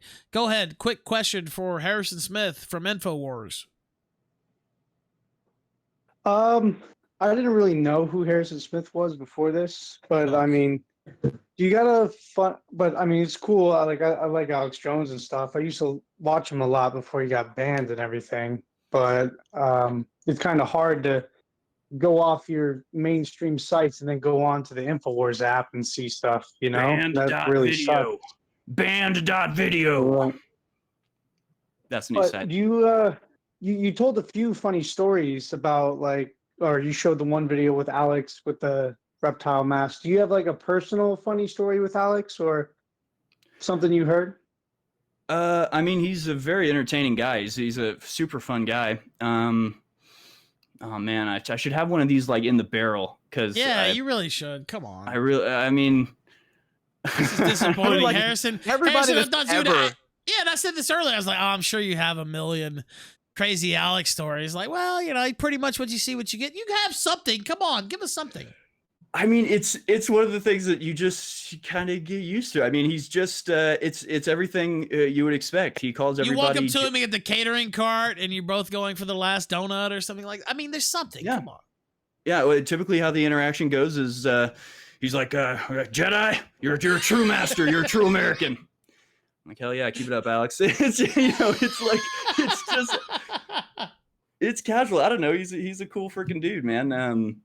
It's a family organization, and he pays everybody well, keeps everybody so, I mean, the amazing thing is that InfoWars, we have over 100 people that work there. That's like 100 families supported by Alex Jones, essentially, selling the products and all that. So, what am I supposed to say? Is I've literally never had a day where I'm like, ugh, my boss is the worst. Like, it just doesn't happen because he's a cool dude. I'll tell a story. This kind of relates to all of it. I went to England when they jailed Tommy Robinson, and they were all like rushing and like climbing over Downton, wherever Downton Abbey, whatever the fuck. Whatever. Who cares?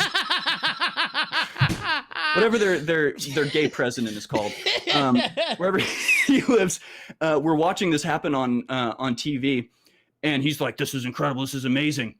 He's like, "Do you want to go? Do you want to go right now?" And I'm like, "Hell yeah, let's go!" Because Breitbart nobody else was allowed to broadcast about it. Nobody else was allowed to talk about it or print anything about it, because if you have an office in England, they don't have the First Amendment. The English government can say to you, British government can say to you, you cannot report on this story, and if you do, we'll kick you out of our country. So even places like Breitbart could not report on Tommy Robinson being arrested. We don't have an office in England because redcoats, right? So we're allowed to, well, we're not allowed to, but we went anyway. And I actually took my wife, she was my girlfriend at the time, kind of as cover to be like, I'm just here for vacation with my girlfriend. And we went, and it was not going well. My equipment was collapsing. I didn't have any backup. The communications were really hard, and I was freaking out and stressing out. And I'm texting like my manager and some other people in the office, and they're not really happy with me. And I was just like, oh my gosh, this is worse. I'm failing. I've wasted so much money. And so I text Alex like, hey man, we're getting things done. It's just taking a little bit while. And all he texts back is, stay on target, Red Leader. And it was just like, hell yeah. That's all I needed. That's all I needed to hear. It made everything better. And like, that was it. It was just like, right, stay on target. We'll make this happen. So he's a wartime general, and he's fucking awesome. Please go to InfoWarsStore.com. All right, let's keep going. Go, Dean, go. You're the last caller. Go. Caller? Dean. Oh, Dean, no. Oh, go, Dean, go. Well, he went. Petunia, did he not speak earlier? I think he already spoke it, if I recall correctly. Petunia, what are you doing? Didn't you already call in? Wait, can you hear me? Yeah. Did you not get heard last time? Heard? Wasn't working, I think. All right, real quick. With white pill, you know about the Confederate statues. The AG of Alabama suing Birmingham for taking it away. I had not seen that, actually. We are going to get to the statues. By the way, your audio's pretty bad, but I'm glad you brought that up because I'm going to bring that up in a moment. But first, I'm going to bid farewell to Harrison Smith. Also, let me read these, though. Nightwave says, hold on, let me read these. I guess I should. Let's see. I read that one. Watermelon says, I read that one. Scrubler Man says, have you ever heard of New York Blackout in 1977, Harrison? Assuming yes. Just the blackout that happened in 1977? Yeah, I mean, yeah, there was a big blackout. I mean, I don't know all the details necessarily of it myself, but I do know there was a big blackout in New York. Stacy Martiri says, funny how Alex's voice made more sense with the mask. I have a hernia says, fuck Ralph. Me and all my friends hate Ralph. Quote, Gator. Laugh now. That's to the not true. I'm just waiting for him to give me the show. He's biding his time, ladies and gentlemen. I have a hernia says, laugh now till the InfoWar tank is on your street. Nightwave Radio says they did turn the freaking frogs gay. Mersh also said Harrison's shirt is like wallpaper in a beach rental. Nightwave Radio chiming in. Go MC Escher, dude, you're gonna call out. He's a genius. It does kind of look like the wallpaper I had on the wall there when me and Worski went to Miami, I have to say. Maximus the Merciful says, interdimensional pedos touch caller on Y2K. He's mad. That's what this person says. Harrison, tell them where they can find you, sir. We kept you much longer than I'd planned. I appreciate you rolling with it, taking all those calls and everything. It's been super fun. Thanks for getting me 1,000 followers on YouTube. Again, that's Off Limits News on YouTube. And people are asking if I have a Telegram. I do. I don't post much on it, but I'm gonna start trying to. I don't understand Telegram, but so it's I Off Limits post, News but as well. it's mostly just alerts. So t.me/the Ralph Retort. I'm on Telegram too. It's mostly just alerts for when the show's going live. I should use it more, but that's kind of how I've delegated it at this point. But yes, tell them your Telegram. T.me/what? I think it's Off Limits News. I think it's Off Limits News. And just as a final message to all of the Texans listening right now, they can't stop us. They're distracted. Now is the time. Now is the time to secede. We can be an independent nation again. We just have to come together. They're distracted. They're busy. We can do this. They won't even notice. That's it.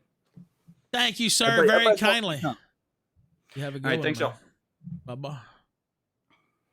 There it is. There's Harrison. Let me switch over. Tomorrow night, Vince James versus Blackskin is amazing. I have a few things I want to go through. I'll probably just do those solos, just a few clips I want to play. But again, Vince James versus Blackskin is amazing. He is a Killstream legend that if you didn't watch the show back in 2018, you don't know the history, you might not know him. But he has a storied history here on the Killstream. He will be facing off with Vince James tomorrow night on Race Relations in America. I am actually excited about that. I will be calling in from Alexandria, Virginia. Gator is going to be hosting the stream. I mean, I'll still be the host or whatever, but he's going to be the producer officially. So Gator, are you looking forward to that one as much as I am? Gator's dead. He's passed away. Oh, I know why I can't hear him. Gator's not dead. I'm an idiot. Yeah, I'm here. I'm right here. What do you think about tomorrow night? Blackskin is amazing versus Vince James. What do you think about that? Oh man, I'm gonna have to like download a like a little censor button because man, I don't know if our channel's gonna survive this one. Well, I remember last time he came on the show. The double gamer word phrase got coined the last time he came on, so we shall see just how it goes down. Gator, as always. He is black. He is black. He is black. No, he's literally black. This is not a bit. He's actually black. Black nationalist. He's coming on the stream tomorrow. I will not be in Hot Stuff Spencer's apartment, Henrik. I'm afraid to let you know. I will not be. I think he is up there in Alexandria though, but I won't be checking in. Hot Stuff. Just saying, if he asks you to watch James Bond, just say yes. Was it the Mushroom Burger? You can find that at a number of different locations, I think is what he said, right? That's right, yeah. Thank you, Gator. Appreciate it, man. No problem, buddy. All right. They said we missed a high-speed chase. Well, I'm sorry. I apologize. By the way, I still got to message Henrik. I got to get him on the show soon. Again, it's been too long. I think January. It's getting time. It's getting time for me to reschedule. I'm looking through. I guess we could play The Rock calling out the president. Let's play it. Where are you? What? Where is our leader? Where are you? Caramelized onions with Henrik. Where is our leader at this time? At this time when our country is down on its knees, begging, pleading, hurt, angry, frustrated, in pain, begging and pleading with its arms out, just wanting to be heard, begging and pleading and praying for change. Where are you? Shut up! Where is our compassionate leader who's going to step up to our country, who's down on its knees? Shut up, bitch! And extend a hand and say, you stand up. Stand up with me. Stand up with me because I got you. I got you. I got you. I hear you. I'm listening to you. And you have my word that I'm going to do everything in my power and until my dying day, my last breath, to do everything I can to create the change that is needed to normalize equality because Black lives matter. Where are you? It's that same compassionate leader who has to come back and readdress the country, to give important context, to give an important perspective on the comments that were just made. Of course, all lives matter. Every single one. All lives matter because we, as Americans, we believe in inclusivity. We believe in acceptance. We believe in human rights.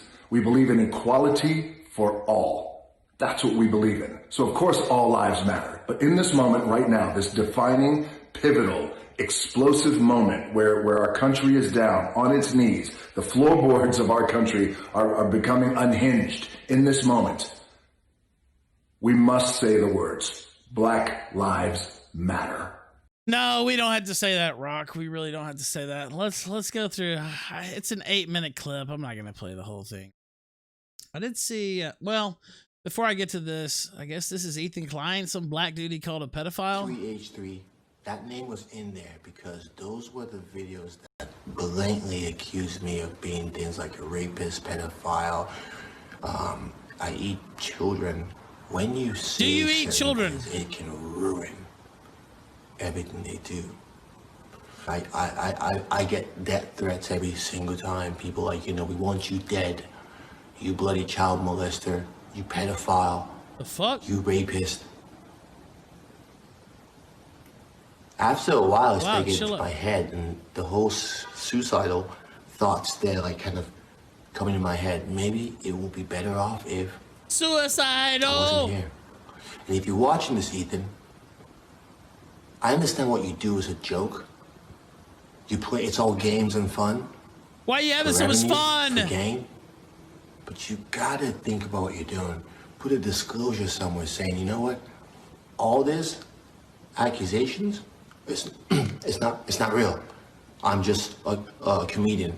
It's a show. And then things will be good.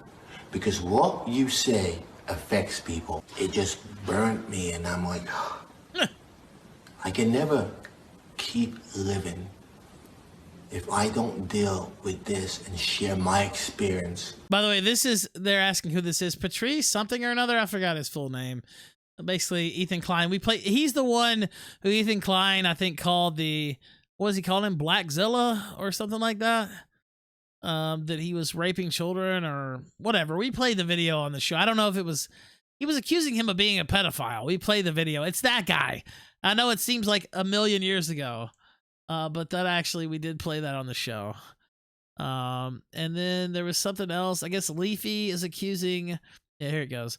Leafy. I believe H3 Productions, that's Ethan Klein, is trying to get my channel deleted. Had to private all my videos. Just got 2 channel strikes today for harassment on my new videos. Another strike and my channel gets deleted. The videos that received strikes were H3 Productions, were the ones on H3 Productions, and the I'm Alex one nearly at the same time. Again, I don't know if it's H3 Productions, but yeah, that's my current situation. And he tags Team YouTube. Both videos were hardly crude, but not explaining details. Fun website, is what he said. And again, I know this is off topic, but this is the type of stuff we cover normally too. So we cover politics and internet drama, so I had to get that in. That's kind of a big one. Yep, that's Susan for you right there.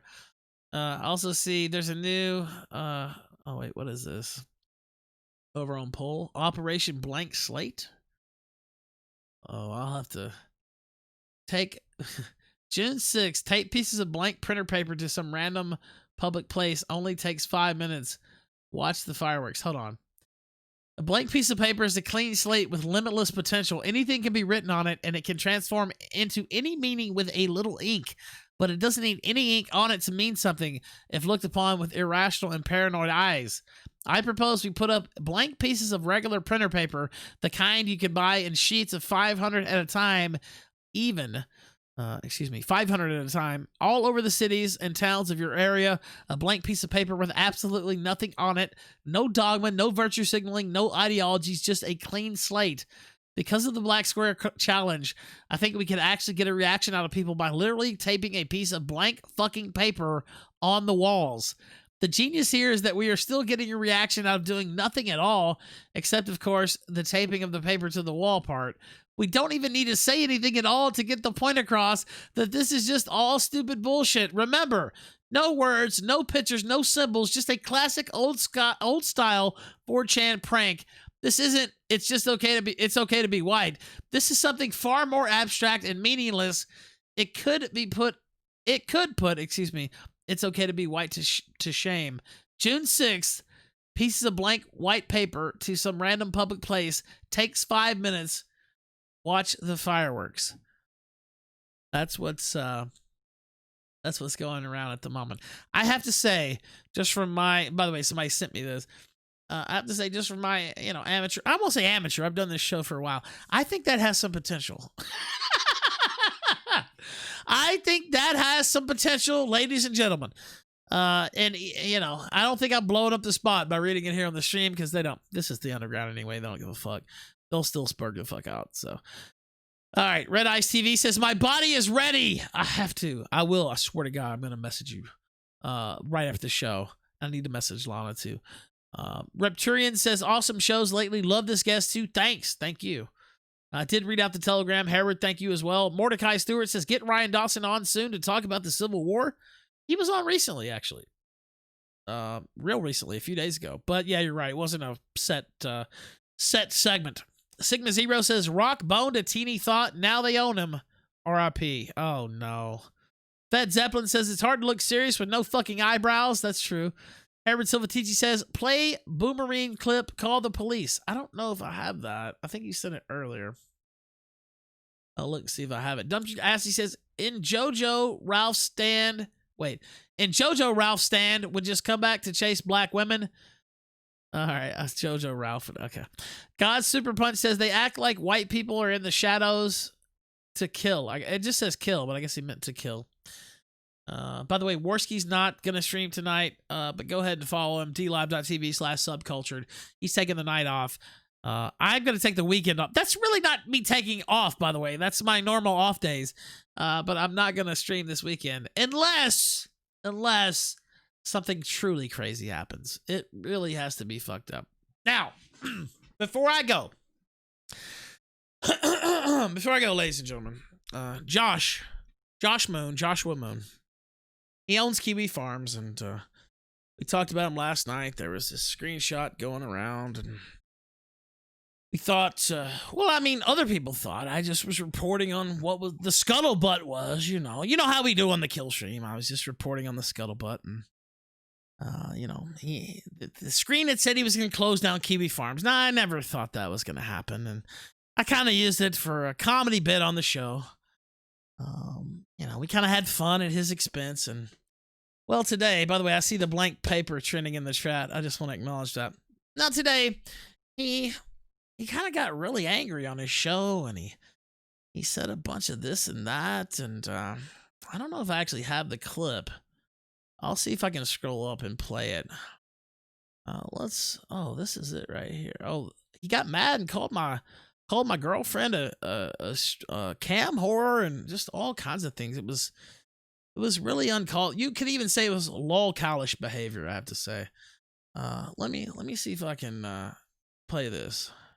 Josh seems really mad on his show right now. I'm so sorry you're upset. I can understand. It's a tough life when you derive no pleasure from sex. Why does he keep bringing this up? I'm not going to talk about my penis to him. Like, I've said before that I have, like, ejaculating from sex. Wait. What did he say before? I've said before that I have problems, like, ejaculating from sex. Like, wait, repeat that. Hold on. Wait. Hold on. Wait. What did he say? I didn't quite catch that. Oh, let me make sure. Wait, let me turn it up a little bit and then turn it back. Yeah. Josh seems really mad on his show right now. I'm so sorry you're upset. I can understand. It's a tough life when you derive no pleasure from sex. Why does he keep bringing this up? I'm not going to talk about my penis to him. Like, I've said before that I have problems, like, ejaculating from sex. Oh, wait. One more time. I just want to make sure. I've said before that I have problems, like, ejaculating from sex. Now, that's not actually what he said, ladies and gentlemen. Let's point out what he said. He said, I've never had an orgasm from sex, is what he said. He said, nor from blowjobs. I don't feel anything. I mean, I haven't had sex in a couple of years because I've not been attracted to anyone. Sex and relationships plays a very small part of my life. I am circumcised and don't enjoy sex, so I don't seek it out meaninglessly. By the way, a lot of circumcised dudes chimed in on Twitter when I put this out there to say that they, you know what, they still enjoyed sex, believe it or not. I don't think it's the circumcision, Josh. I think it's your mental depravity, but that could be, I don't know. He says, it works. He's talking about his penis here, keep in mind. He says, it works. I have no problem getting it up. Just so you don't have any misconceptions, he has no problem getting his dick hard. He just wants you to make sure that is not in your brain. The dick works completely fine. He just can't come at all from sexual relations. Okay. He says, the best way I can put it is, I can't tell the difference between the condom being on or off. It's not sensitive enough to really feel it. And he says, it's probably a combination of circumcision and depression, but I don't enjoy sex at all. This is Joshua Moon. And then these are the ones that really put it over the top. And I feel bad spotlighting these, and I saved it for the end of the show for a reason. I didn't want it to be the focus. And he says, there's a girl who's good to me, and I'm meeting up with her in a few weeks. I'm nervous if it works out. Polly says, why? Josh says, because I know if it does, I might give up on things. Oh, no. He might completely give up on things. If this pussy just finally pans out, that's it. It's game over. If he finally gets some pussy, that can make his broken penis feel, it might just be the end of the world for Joshua Moon, the owner of Kiwi Farms. Oh, that sounds so sad. That sounds so sad, ladies and gentlemen. I can barely keep it together. I'm starting to talk like Josh now. Okay, sorry. I'll somehow manage. He said, no, the most depressed time of my life. I don't even want to read all this. Jesus Christ. Let me read this instead. Every day I'm angrier, and every day it's harder to deal with. In my opinion, dying is the least bad thing that can happen to someone. You don't have to worry about anything when you're dead. And once you get over that fear, you can basically do anything you want, like host the Killstream live Monday through Friday, 9:30 p.m. Eastern. Tomorrow night is Vince James versus Black Skin is amazing. Fuck you, Josh. Eat a dick. Love you, audience. Farewell.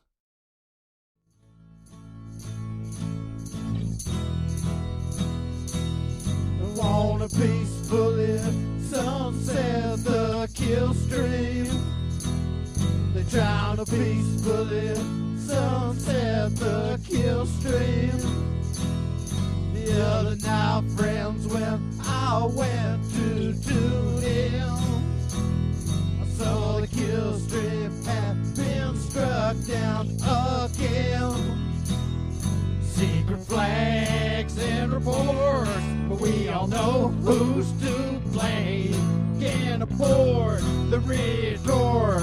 Jihadi Jarbo's his name. Now you won't take down Ralph or all them channels you strike. So just delete your account. I'm sure there's boulders to find.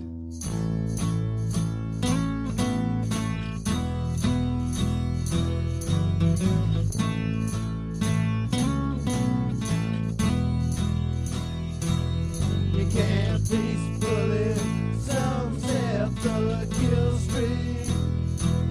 You never peacefully sunset the Killstream.